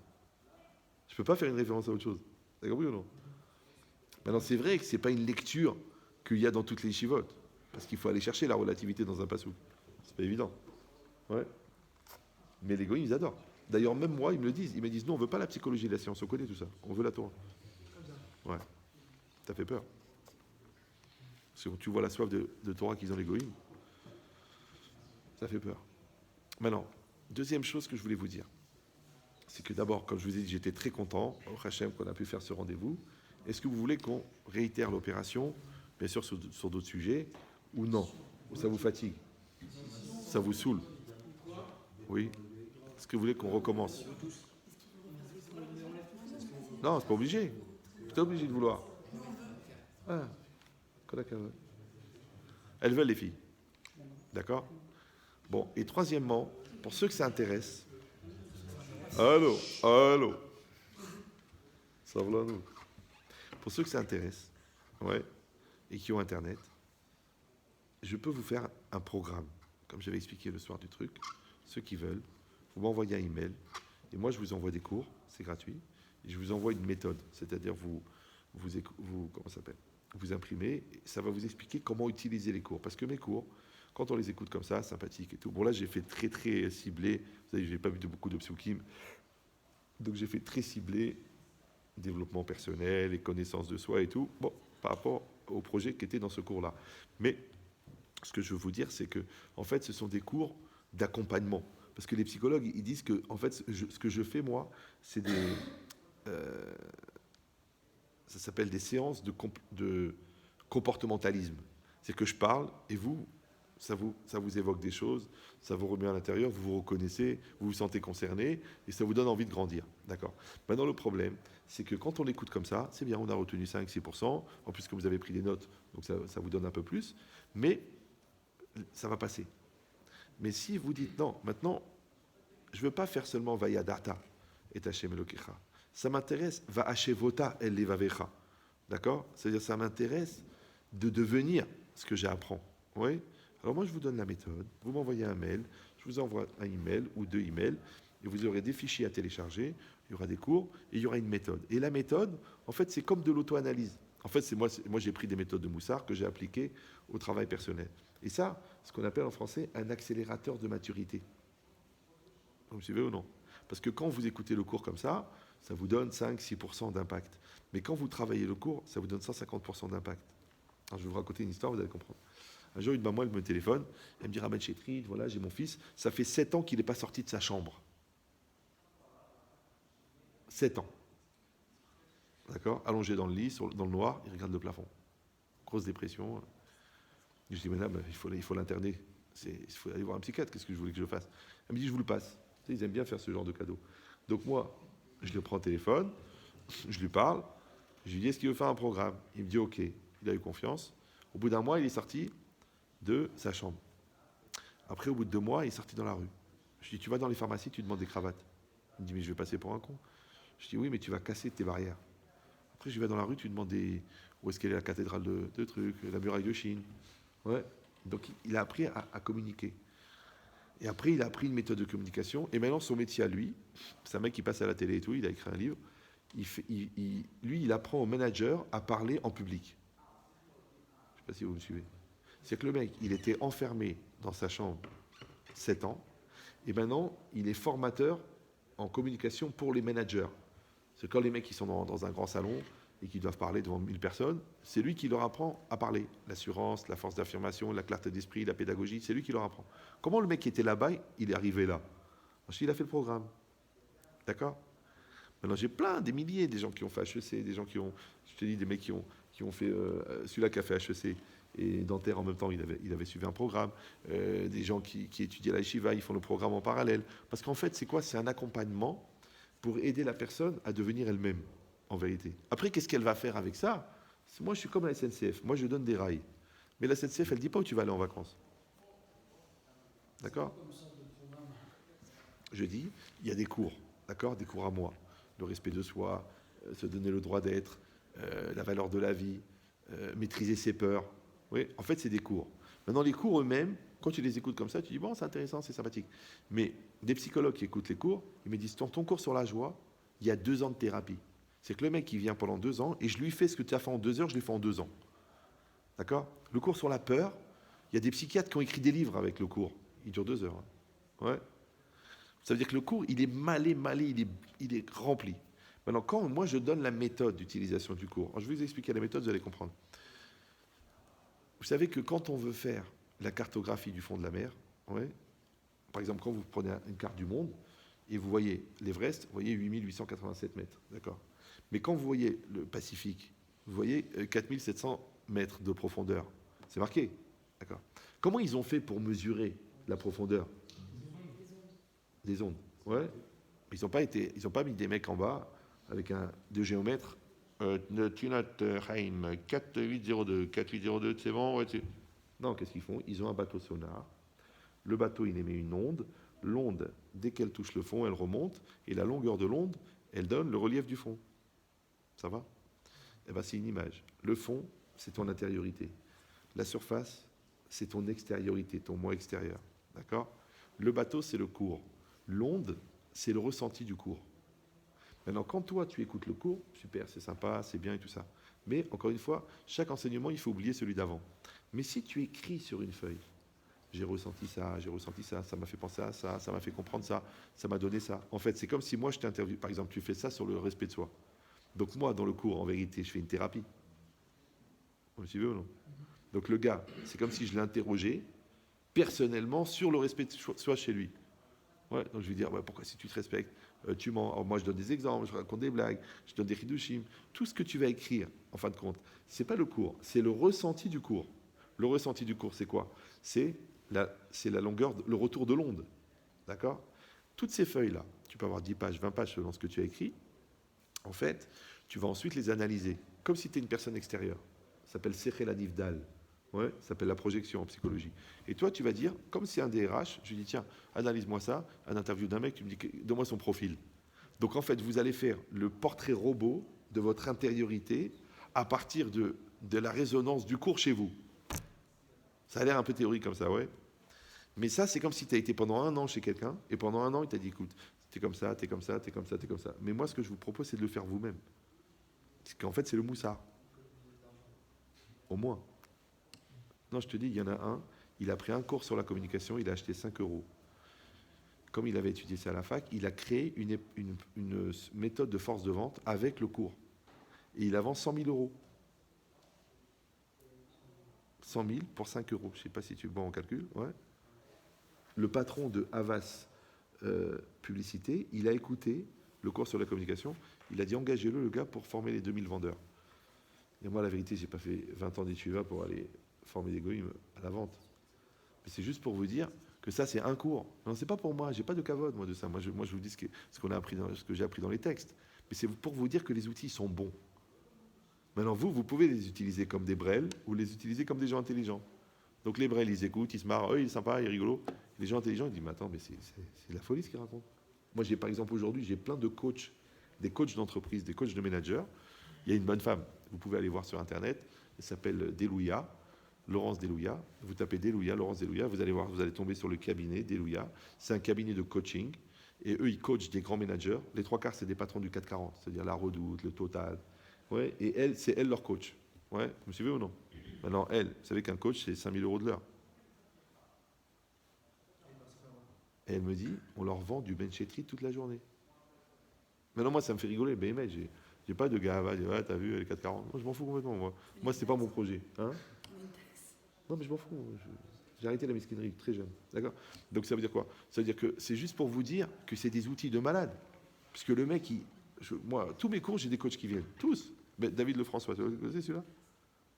Vous tapez sur Internet, David Lefrançois, vous allez voir. Le mec, il vend des formations à 5 000 €. La formation pour être coach. Il a dit, il dit au cours, c'est Ben Chetrit. C'est celui-là que je vous ai dit qu'il a fait 14 ans d'études de psychologie. Il m'a dit, grâce à ton cours sur Esav et Jacob, j'ai compris la zone d'ombre chez Freud. Encore une fois, c'est pas moi. Moi, je m'en fiche. Moi, c'est Rav Dessler. Tout est marqué. Mais il faut savoir le lire. Alors, en vérité, c'est ce qu'on fait à l'Yeshiva normalement. Le vrai moussard, c'est ça. C'est que tu prends un texte, n'importe quel texte. Tu prends un texte de Kavot ou un texte de Misset Echarim. Ouais. Tu vois le texte. Tu analyses bien le texte. Après, tu analyses la distance qui est entre toi et le texte. Après, tu crées un tornit pour devenir ce qui est marqué dans le texte. Ben, c'est ça ce que j'ai fait moi. Vous avez compris l'idée ou non? Maintenant, si vous voulez, ceux que ça intéresse, ouais, je vous donne mon adresse mail, vous la notez quelque part, vous m'envoyez un email, vous me dites, Yahya, je suis intéressé par le programme, je vous envoie le programme. Du coup, c'est quoi votre adresse mail? Rav Yahya, R-A-V-Y-E. Il n'y a que les filles qui réagissent. Parce qu'on est plus réactifs. C'est vrai, ça se voit. R-A-V. Y-E-H-I-A. Non, on n'a pas exclu les sentiments. Mais il ne faut pas que les sentiments ils troublent la décision. Y-E-H-I-A @hotmail.com. Et alors, ouais. Mais il y avait les documents dedans. Il vous enverra des petits messages. Ils sont tous là, encore. Tu les as usés un peu? Vous êtes déjà venu à Lyon, non? J'ai commencé. Ouais.